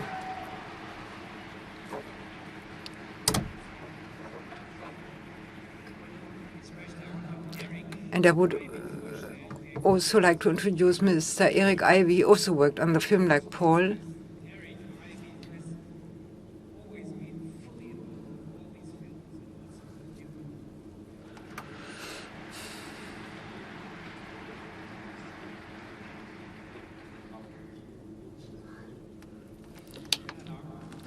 Dear Mr. Lago, some days ago we talked on the telephone and you gave me the great surprise that you were able to come today.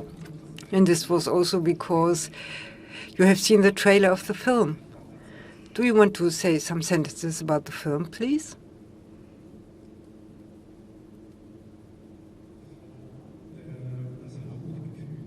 I think the main feeling, the main impression of the film was to be affected, feeling affected, to feel a kind of impossibility to act in the whole world, of the people in the whole world, how to deal with digitalization in the childhood.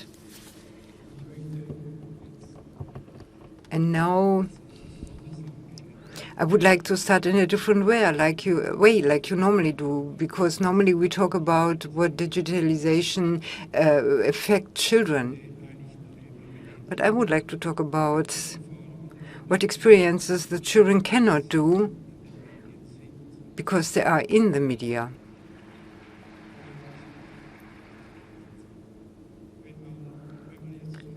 And if you look back and ask yourself,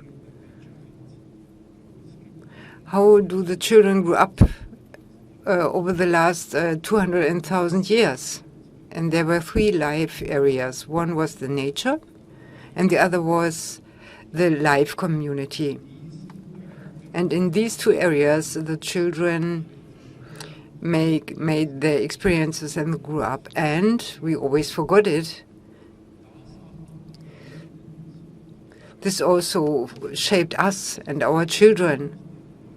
The children have the expectations that they grew up in nature, and they have the expectation that they grew up in the life community. But this is not the case today any longer. So as a small example, when you think how it is in the first life years, then you should expect that most of the children between 2 and 5 years, that they at least are in front of the TV 1,000 hours or in front of the iPad, for example. And my great concern is,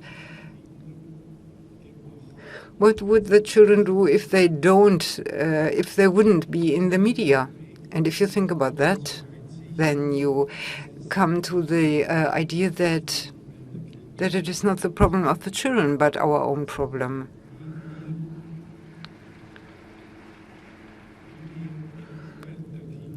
How we shape the environment of the children. And we need a lot of power and a lot of time for that. But normally, we don't have the time for that. And the second thing is, and you talked in the film about that as well, we are models, role models. Karl Valentin has said one time ago that we cannot teach the children because they try to adapt everything from us. So the children become as we are, and we talked about that in the film as well. The larger children know quite clear that the parents have the same problem or even a larger problem than themselves.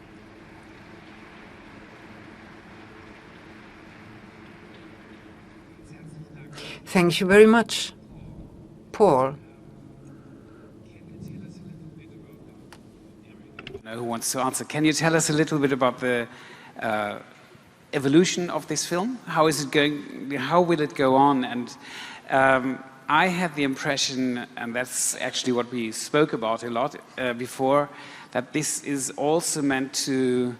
It's not meant to. How do you always call it? Sing to the choir or something?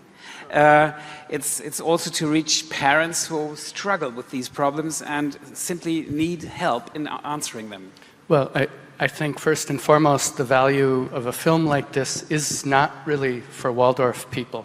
I think many of you, have a certain understanding of child development through your teachers or through what you've self-educated, but we live in a world where the technology industry is extremely powerful in the marketing of technology. And so we really need to educate people outside of Waldorf to understand the power they have in their children's lives. In many ways, many parents are disempowered because they feel helpless. They feel like technology, I can't do anything about it. Kids love technology. Well, kids love shiny objects. We all do.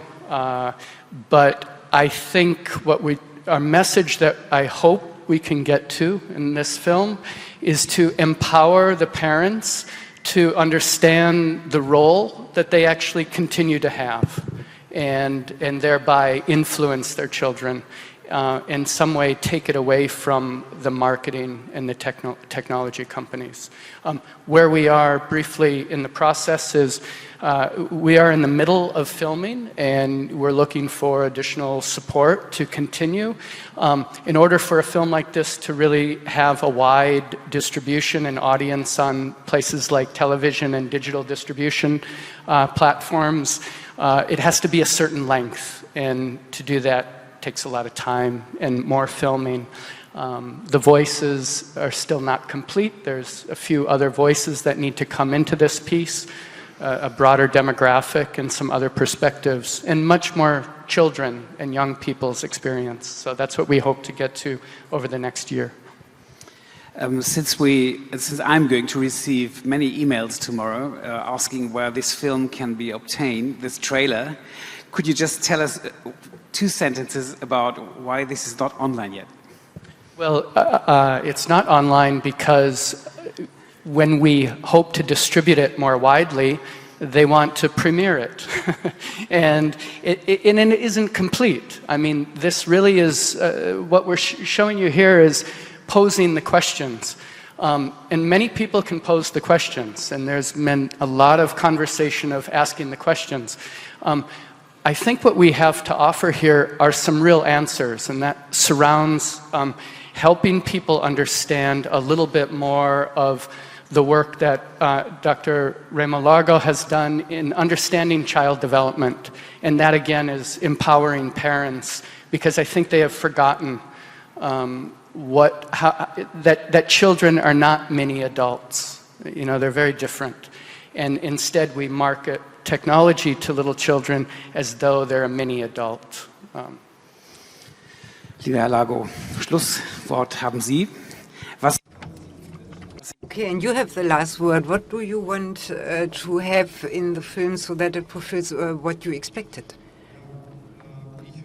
Okay, I would wish for myself that on one hand you will show what the digital world is not able to do, but needs on the other hand, and what the child needs, for example. The youth are not socialized by the social media. They will not become competent by social media, but they only become competent by real partnerships. And I think this is a very large problem, because when you ask the youth, then they are under pressure by this efficiency society and homework and all the tasks. And there is no time remains where they can deal with, where they can meet other youth, for example, and be together with them. And in this way solve conflicts, for example, or develop common ideas and become social competent.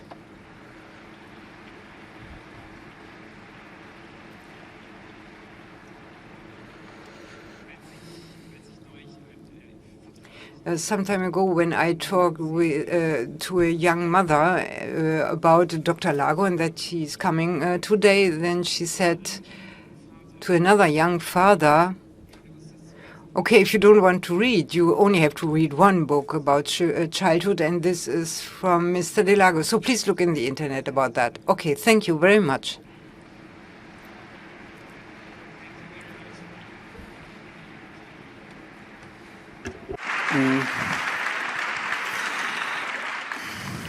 So, wir haben. Okay, naturally, like the whole day, we have a full program. And today, I would like to invite the people from the board, from the Free Waldorf School. And while you come on stage, I would like to explain to you how it is in the next time.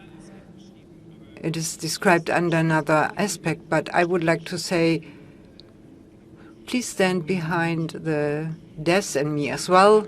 Okay, I would like to mention, yesterday we introduced 2 things on a press conference. One thing is a parent study from 2019, which we have done. And we will talk about that later. And on the second thing, we have said this year, we cannot let it pass without doing some important things in the political discussions.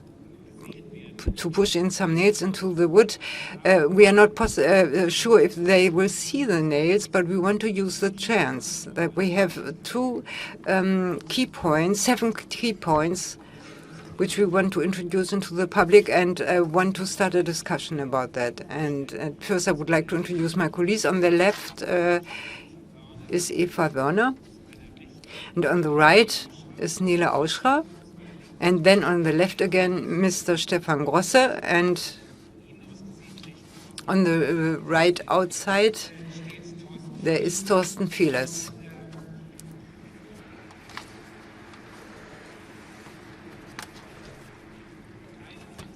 Unfortunately, two of our colleagues from the board cannot come because of health problems and so on, so we have to separate it here under the people who are here. Okay, Nele, please start.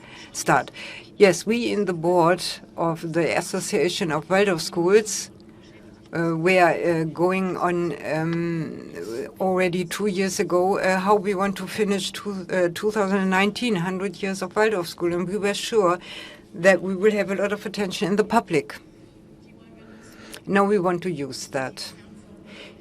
So you have talked about the 7 key points, and we want to go into the public with them. And beforehand, we were interested in what is important for our pedagogy. Is it the same that the parents wish for their children? What do they wish the school time of the children should look like? And when do the children have a very healthy development in school? And we were accompanied by experts who consulted us, and we had a large survey under the parents with more than 2,000 people, all of them with children in schools. And the results, a few of them we would like to introduce to you. The results encourage us that our pedagogy is the one most of parents, or a lot of parents in Germany, want to have for their children and are looking for their children. We have, in the first this study, we have already talked about Rainer Bars from the University of Düsseldorf. He published it, and yesterday they introduced it on the press conference. And the results, we want to process the results so that the colleagues in the regions and the people who talk with the politicians and people in the administration, that they can show our key points and undermine them with the wishes of the parents. We have 7 main points and 7 boards. We only have 5 boards here today, but nevertheless we will be able to introduce all the 7 core points. Excuse me, Hans Wurzel and Thomas Lutz-Rodenbusch cannot be here today, unfortunately. So at first I head over to Stefan Ross and would like to ask you that the first core point will be introduced here on the board. Okay, Henning, you will start. Okay, there it is.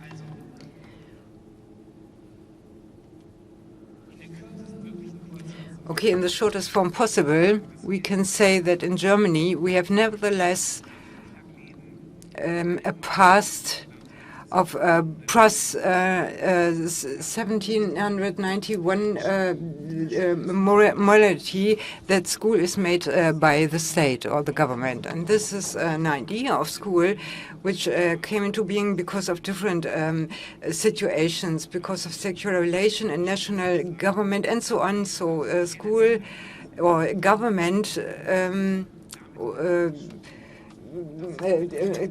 formed a school in that time. But since 200 years, we have a different education here. And then we had the PISA study, and this kind of thinking was destroyed. We found out that it is not as easy as we already thought, and there's a kind of vacuum. And now there are some interests, especially steered by the economy, and that has an effect that a lot of parents start to think about alternatives to a compulsory school, which is steered by economy, for example, a kind of delivery for the economic world or something like that, or from a kind of centralized thinking, which looks different today in Germany, but nevertheless. And therefore, a kind of development starts, which has a lot to do with the run of independent schools. And the reason why I talked about that is there's the term of school where it is said the government knows what is good for school, or the term of school which says we have to make the children adaptable to the society we have today. And Gerald Hüther has said the children will always become the objects of learning. And we have to have this paradigm shift that the children become subjects of learning. So the ones with their human abilities, and that they are able to handle them and make it to their own, so that they can trust on their willingness, and that they can trust on their feeling and on their thinking. And therefore,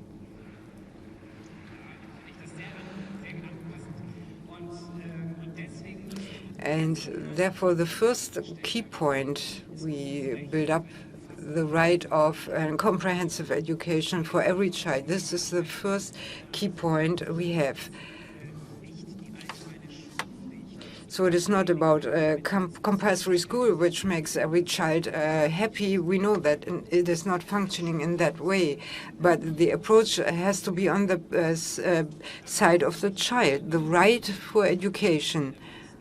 And this is a demand of the child towards their parents, that they are educated in all of their abilities. And this is something which you can evaluate more and more. But here I would like to cite from the study the very interesting result that we ask a lot of questions, but one question was if school has to be there for having some tests or examinations, and this is the case in Germany most of all, or is it about development of an independent personality? And this was a representative study, not only for Waldorf parents, but for parents who have at least one compulsory school child. And 93% agree to it. So you can see that the parents are much cleverer than you normally see. And now we come to the second core point.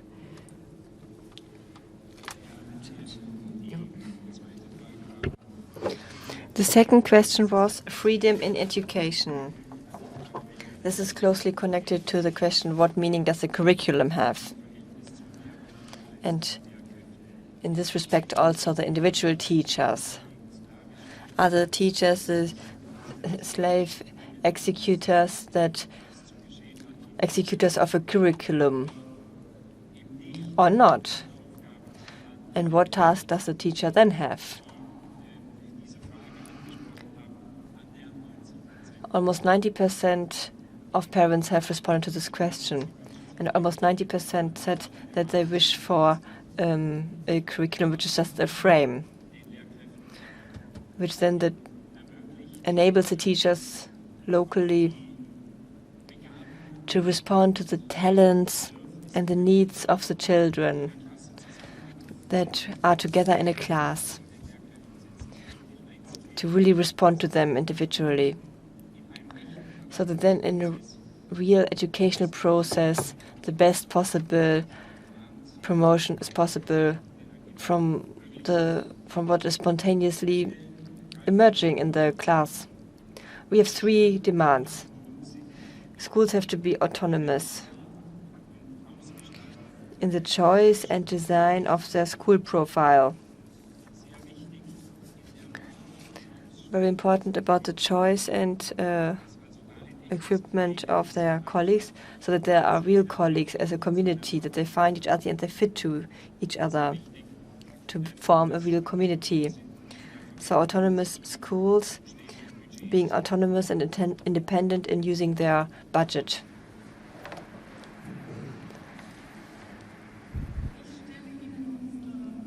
I present to you our key demand number 3. We demand equal opportunities for all pupils by a free choice of school.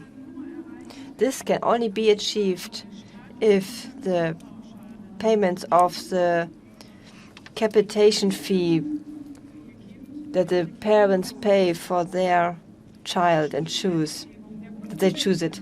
So the law of the federal states stipulates to force collecting school fees. We demand an unhindered access to schools.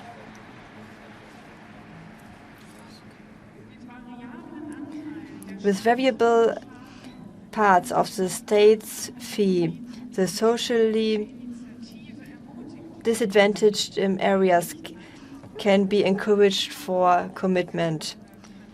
So then a competition independently of the income can emerge. It works in practice. Most Scandinavian countries show so, and also the Netherlands. All families have the free choice of school. And there's a productive competition amongst schools, which has to do with the educational freedom of design. And so all schools benefit from it. One result in this parent study, 2019, was that 84% of parents, independently from additional fees, they want to decide for a school independently from additional costs.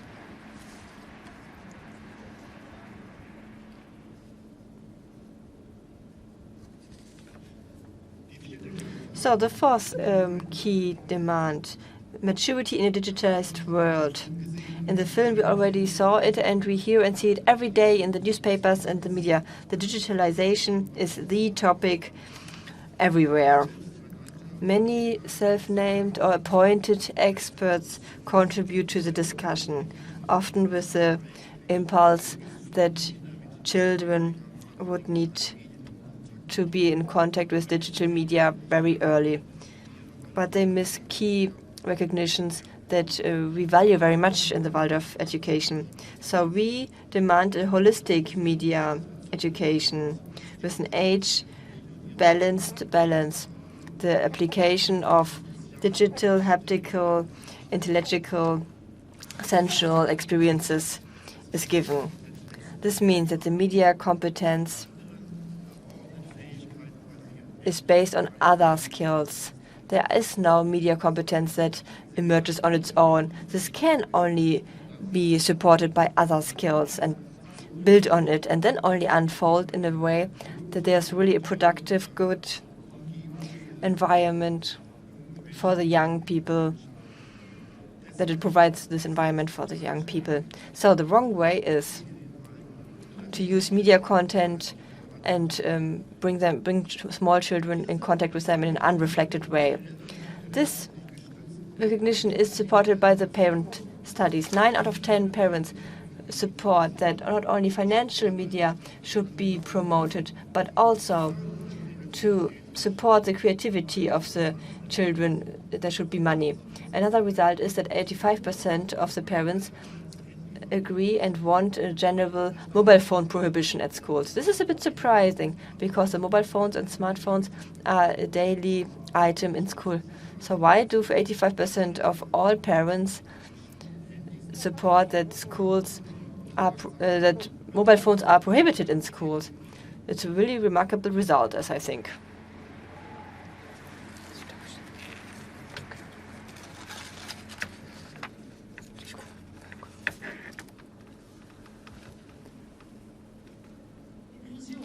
Inclusion. Yes, it means it's a human right, the participation of each human being in society without being hindered, without suppression. This human right is described in the UN Disability Convention. We see it in daily life when it comes to school inclusion, a topic that was really broadly discussed. And it was partly brought into a bad reputation. I regret that, because inclusion is a vision for me.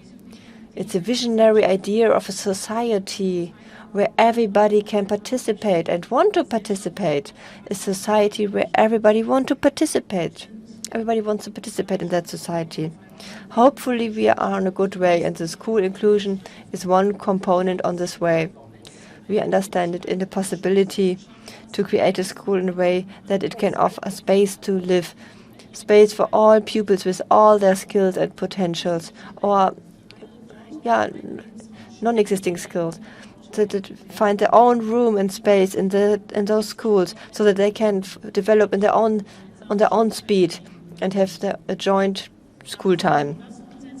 In order to implement this, we demand additional funds, because inclusion is no savings and no low-cost model. For a long time it has tried this way, but it doesn't work this way. We demand much more funding, better taught teachers, and teachers need therapists. We need special educators. A lot has to happen also when it comes to the buildings of the schools.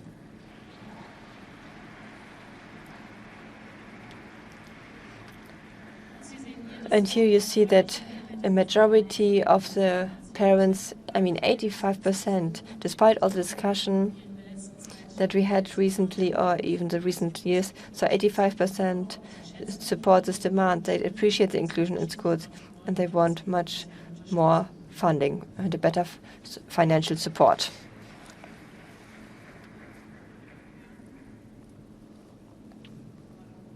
Hello? The key demand number 6. It's about you now, dear teachers. We demand that the teacher training will radically reformed. The technical competence is necessary in the training, and it's a given for us. A number of social, demographic, and technological developments change in an increasing speed the life of the children and adolescents. And we need educational answers. Our teachers must be able to respond to that. That is why we demand that the art of teaching, the head, heart, and hand is approached in the same way and part of each training for our future teachers.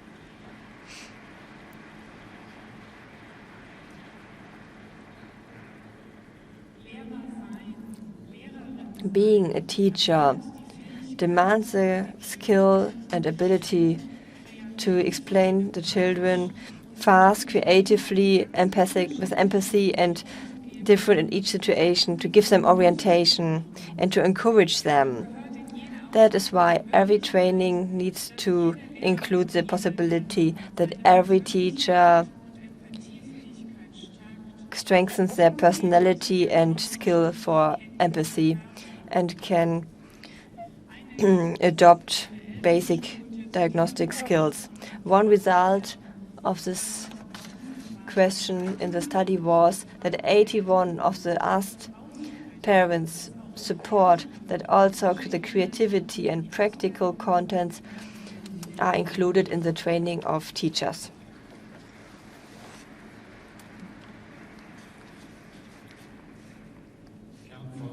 Key demand number 7, promoting diversity, reducing cultural monopolies.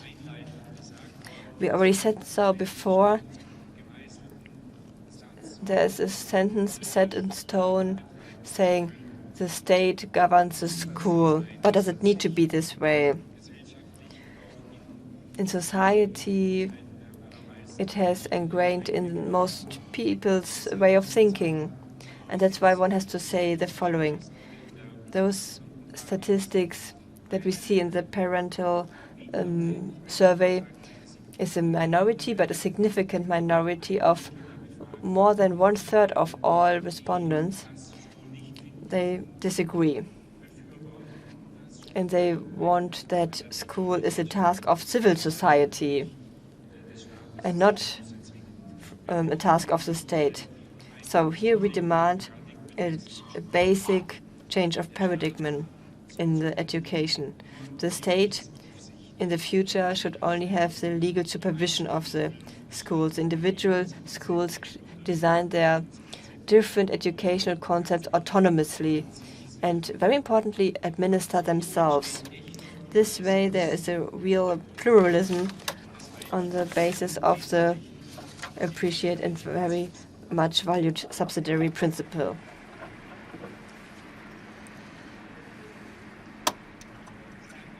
Thank you, all of you. So, for you to know, of course, it exists in a more comprehensive way. Here we kept as short as possible. Pardon? Mm-hmm, yeah. Let me start with the 7 key demands and then the book. Yeah, okay. So I just want to say that there's a flyer with the key demands, and there's a bit more text. And then, Nele, please. I just wanted to show it to the camera because it's simply nice that we were able to present it yesterday. And all results are analyzed here. It's published by the professor in Düsseldorf.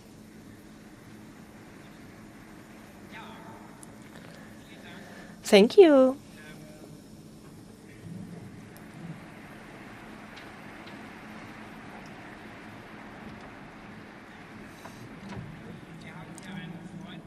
So we have a friend amongst each other who is a trained Waldorf teacher, and afterwards he went into politics. He was in the German Bundestag for many years and then in the European Parliament. And then, as the icing of the cake of his career, he managed the social department at the Goetheanum, and this is Gerald Heffner.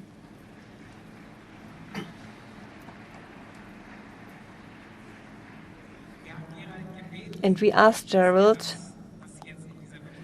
to speak and put into context what you just heard in a short form. And we asked also to give his own statement.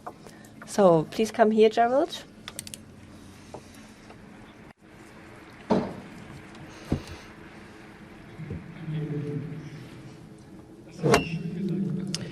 That was great with the icing, what you have said. Okay. Ladies and gentlemen, you have heard about our demands, and I would say these are not demands especially of or from the Waldorf schools alone, but they are demands for the whole educational system. And this was from the beginning on. For a moment, I would like to speak about the history behind the history of Waldorf School. Rudolf Steiner. It was not about the one school during the foundation, but it was about the whole educational system and to bring it on a new level. And moreover, the whole society, to organize the society in a different way. So please remember for a moment 1919. The emperor's century was already over and everything was open. Not clear how it will continue. And in the West, in the US, a splendid isolation ends. There was a program proclaimed for the whole world, 14 points, the US integrated into the World War I in Europe, but 1917, Russia, for example, October Revolution, victory of Bolsheviki, something was formed, which continues over the whole century, concerning political thinking or economical thinking, or the living together of the people worldwide. There were two different ways of thinking, and therefore two different systems are worked out. The one thing is, if we only follow always our own impulse, then there is the greatest benefit for all of the people. But if the people follow their own impulse, then they become egoistic. So we have to delete own things, and has to come have to achieve a kind of a brotherhood made by the political parties. And I say that because also in Germany which was formed at that time. And we had this opposite in us, workers on one hand and entrepreneurs on the other hand, or the capitalists on the other hand. And when you hear that, then you can see that there are two essential, I would say, basic forces or basic needs of human beings, namely freedom and brotherhood, are separated. One people only built on freedom. And excuse me, I have to put it in roughly form. In the US, there is someone who earned the most, billions in 1 year, and only 190 million people who live in impoverishment. So brotherhood isn't there. But in the East, it was the case that the planning society, there was no freedom anywhere, or freedom of opinion, or follow their own impulses and so on. And you can see it in a similar form with the social scoring or social credit system in China. And this discussion is not over now.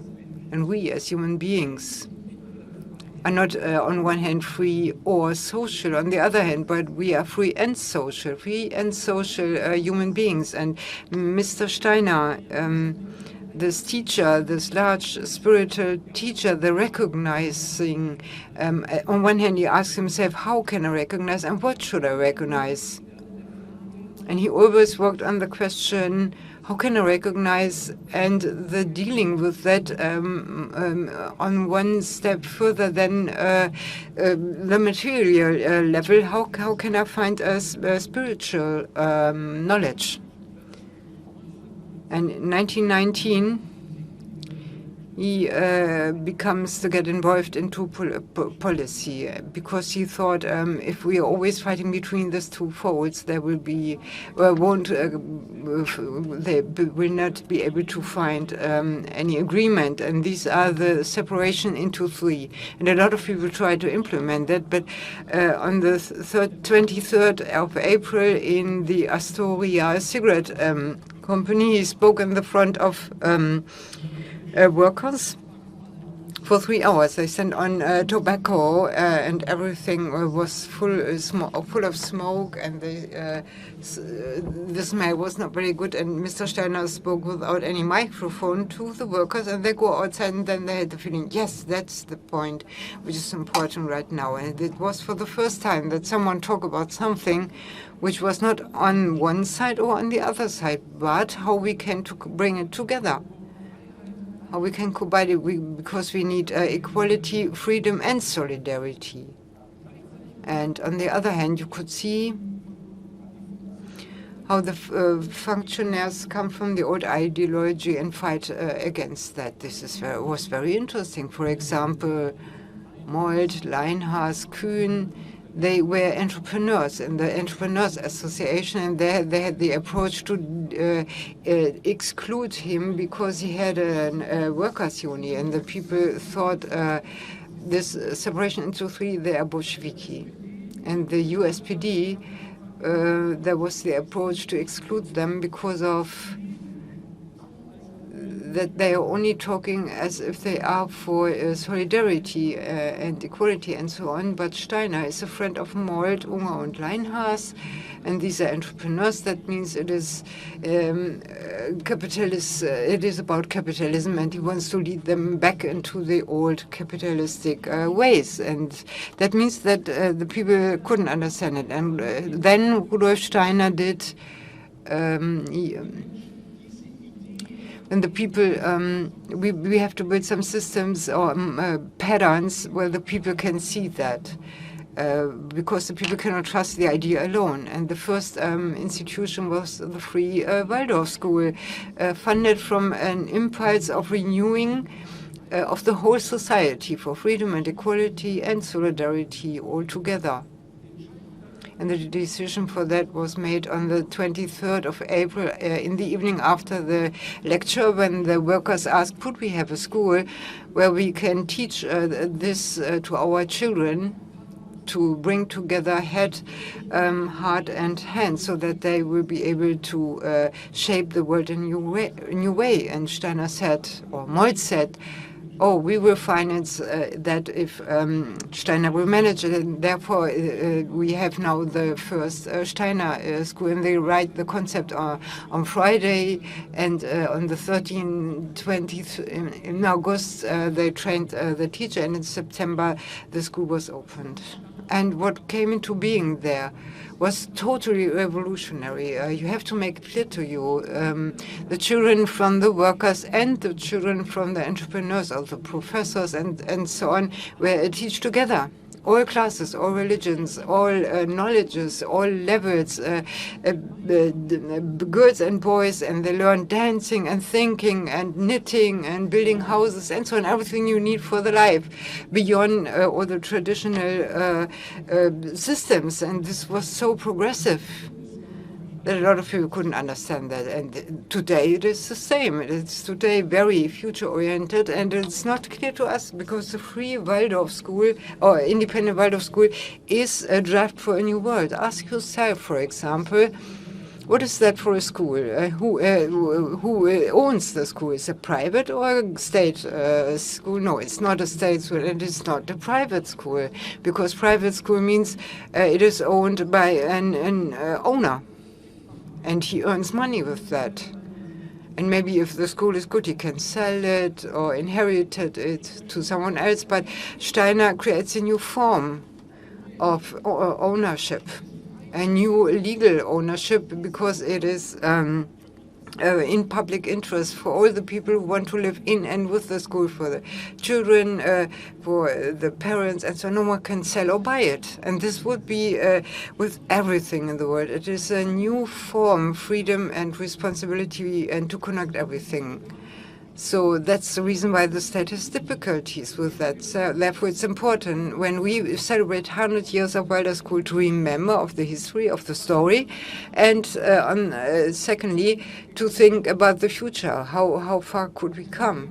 And my concerns are that we become comfortable in that niche we are now, because Waldorf Schule wants more. They also want to reform the whole school system. So there are two important points. We become too much comfortable. We have our own language, so we have to speak more in the public discussion, in education, for example. So we have to take care that the educational system is reformed. And what we can see in the survey here, that 93% want to have a school like that, and want this become reality. That means for financing, for example, of the schools, that we cannot accept that we as civic persons make our contribution by taxes to finance the government, the educational system, that we then pay again for the school we want to send our children to. And the basic law, the German basic law is here extremely clear. It says a differentiation concerning the income of the children is not allowed. And this formulation was always worked against Waldorf school. Please excuse me when I talk about that, but dear government, this formulation is addressed to you, because you, government, cares for the separation in the present, because one people have to pay and the others not. Why not Waldorf for everyone?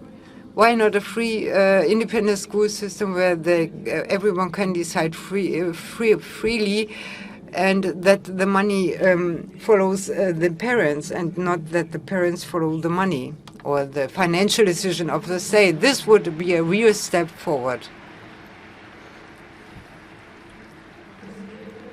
And it would be a step forward not only for us, for the Waldorf school, but also for the whole educational system. And I really mean, and here I want to remember my wife as an example. She was a kindergarten carer in a public kindergarten. She managed it. And what happens in that kindergarten, you had a lot of more appointments than they could take. And the other kindergartens say that, oh, we lose all of our children. And all people come, not only who has the money for that and know about Waldorf, but people from Turkey, from Afghanistan, refugee children, and so on. And it grows and grows. And the community was very proud. And the people, and this shows that Waldorf is true for everyone.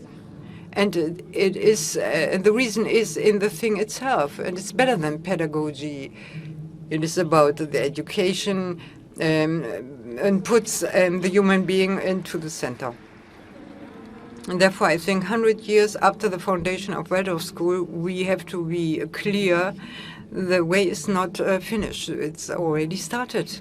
We want a school not only for some few people, but for all levels of human beings. We want to be a free school for them, and we want that also the teacher who teaches there are not only there because of idealism, but that young people also can say, I can also live very well from that.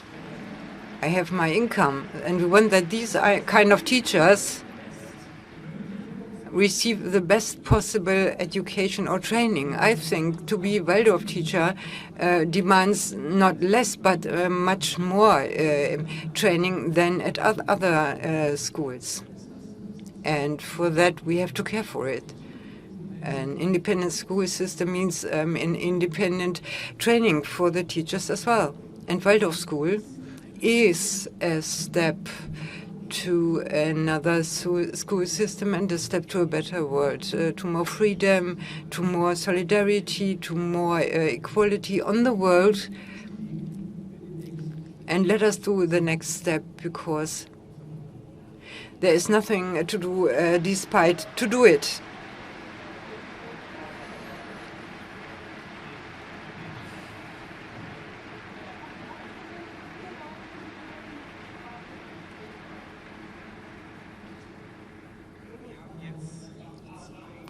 Now we have two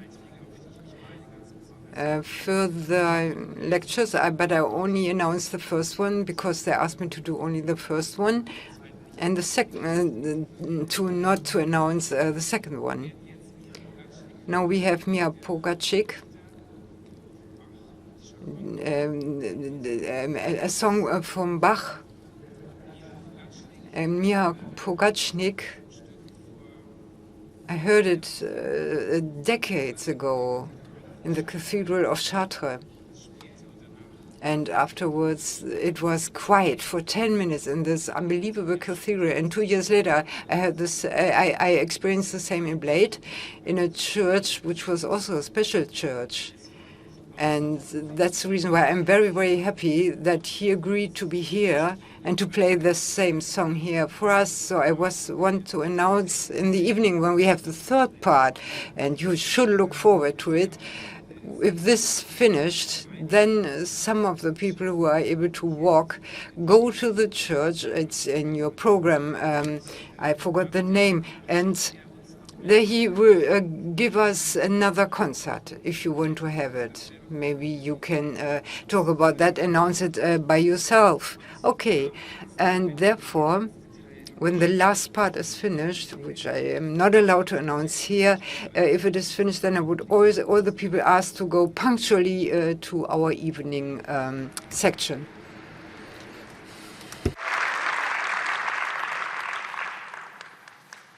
Vielen Dank, Henning. Es ist eine ganz So I'm very happy to be able to play here after a lot of children. I cannot see many people. Can you strengthen the light? Because it is now 3 decades ago when we were together.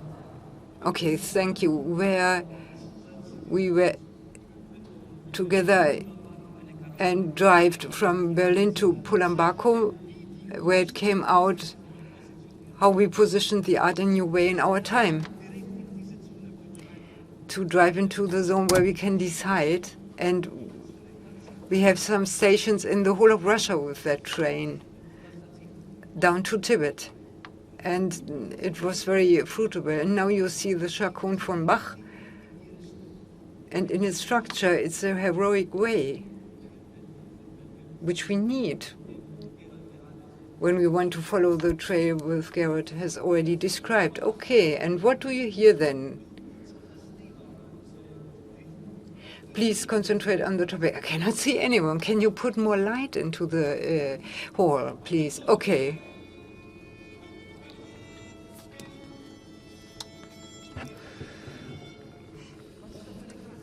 What is that a kind of power?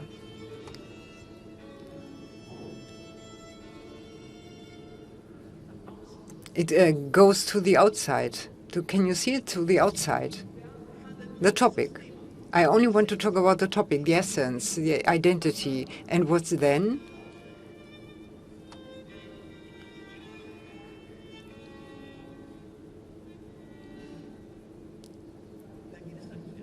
Then it goes to the inside. At first to the outside and then to the inside. You hear what I'm talking about, the 11th class of the Waldorf School.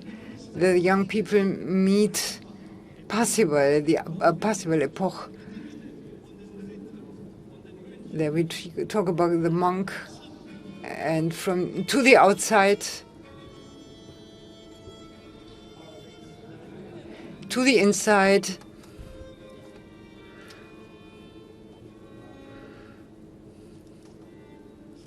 What is that?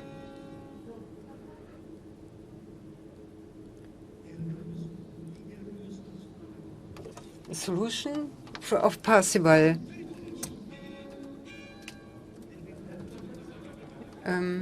He becomes dissolved, servated.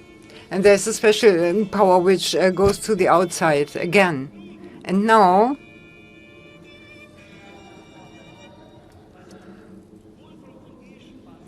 Wolfgang von Eschenbach says guides, knights is the challenge of our time, that you have to go to the outside and to the inside like the Templar knights. The last gesture of the topic, you see it here. Can you hear it? What does this phrase means? The synthesis of that, the sense, the totally sense. I would leave it to you. You will hear it for 33 times because it is topic, and there are 33 variations of that. And we ask you for 33 times, what is the sense, or my sense of life?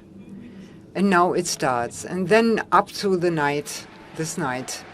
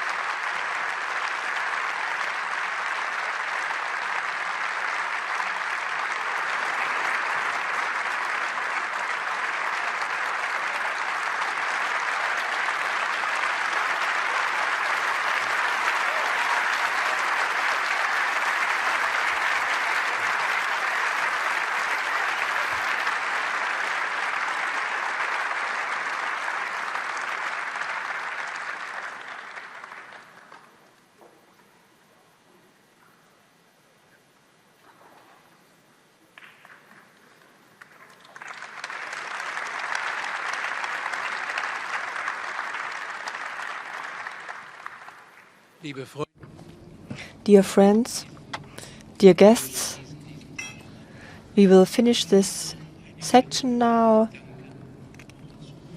and I would like to add some thoughts. We have heard a lot of meaningful content. I don't want to make it too heavy. But when I was walking around here already this morning, you know, you can go through the city and be very alone. And when I was walking around here this morning, it was as if, maybe I'm a bit sentimental now, but if the air was filled with meaning. It was so, yeah, it hugged my heart, so to speak, as if the air was pregnant of what would happen. And suddenly I had the thought, how many colleagues that are already beyond the threshold would be happy this day. And please consider the work that Björn Goebel performed with the Waldorf School history and the stories where the hundreds of teachers that used to be, that made the Waldorf School big in the 100 years, how she took them out of the grave, so to speak, made them visible for all of us. And now imagine the thought, they would all be here in this wonderful round building. And I think it's not really far away from reality. I think many people that are beyond, on the other side, are happy. And for us, it could also mean that they give us the strength to continue to build this task the future years.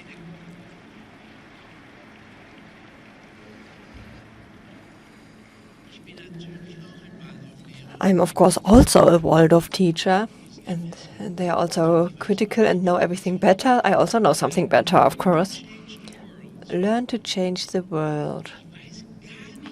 I don't know whether you can learn that. You simply do it. And now lastly, I will tell you a short story.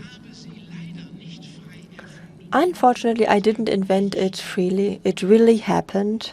It's a true story. So if you see any similarities in this story, it's no accident, because it really happened. And this story that really happened, I give it a motto from one of the very big people active in Berlin. The motto, and you can think about it for weeks.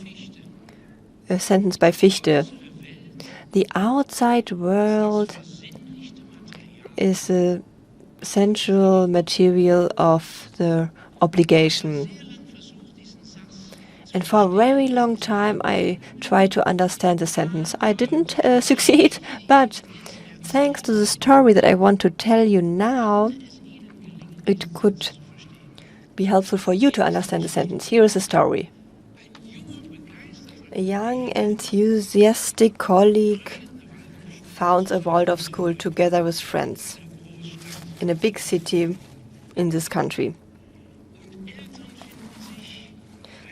Parents are found, an improvised building is found, even money is found, because in the first years, as you know, the state is very hesitant to pay.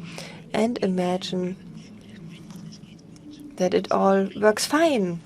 It's flourishing, and the school is growing, and yes, and it's radiant. Children are happy, the parents as well.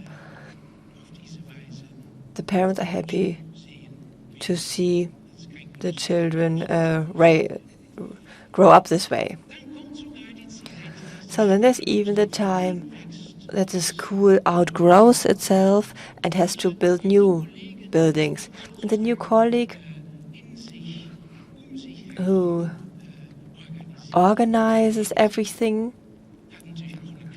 has a class himself, of course, and then indeed within 10 years a real Waldorf new building is implemented, is realized. Hardly to believe.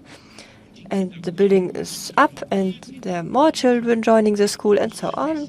So there's a big festival and everything is fine. And in all those years he led his class. Now the new building is finished. The school has grown up, so to speak. And suddenly he notices that teaching becomes difficult for him. It's difficult. He finds the children annoying. I don't want to say stupid, but let's stick to annoyed, annoying. And it's more difficult and more difficult to him. And he's happily married. And he confides in his wife, and she says, yes, you know, it can happen. I don't know either. Go to the doctor. And he goes to the doctor and tells him, yeah, how he feels. And the doctor asks, yeah, what have you been doing all those years? And he enumerates what he has done together. And the doctor gets big eyes. And he's, of course, you're of course overworked. I will put you on sick leave for 3 months, go into the mountains and recover. And this young colleague says, thank you, goes home. And after the children are in bed, he goes to his wife and asks, hey, do you still love me? Yeah, what a stupid question. Well, he says, yeah, it's nice to hear that you still love me. Yes, of course, I still love you. What's going on? Yeah, he says, would you be so kind in the future weeks to sit in my classroom in the future weeks? Well, she says, well, if you wanted, yeah, why not? He says, yeah, it would be nice. And the next day, he's back in school, has his class, 8th grade, and his wife is in the back of the room, and he teaches, and everything goes its way. And in the first break, and the children are outside, she shoots to the front and says, hey, can you not be friendly to the children? You are terrible how you're standing there. Grumpy. The children want to hear a nice word from you. And he says, oh, yes, yeah, I make an effort, yes, yes. Second day. Well, you know what? I don't want to learn with you either. Can you not make a joke once a day? Oh, yes, okay, yeah. I will make an effort. And then the third day comes, and she says, hey, you know what? Once the pupils are gone, you know what?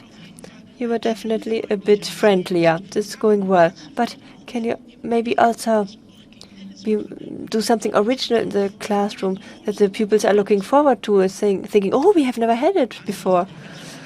He says, well, you want a lot. Yeah, this is why you asked me, right? And this is how it goes on for a few weeks. Imagine after 3 weeks, she has no criticism anymore. She says, this is how I know you, also at home. You see? And he wasn't in the mountains for 3 months. He was in school, it continued, and he changed a piece of the world all on its own, or through himself.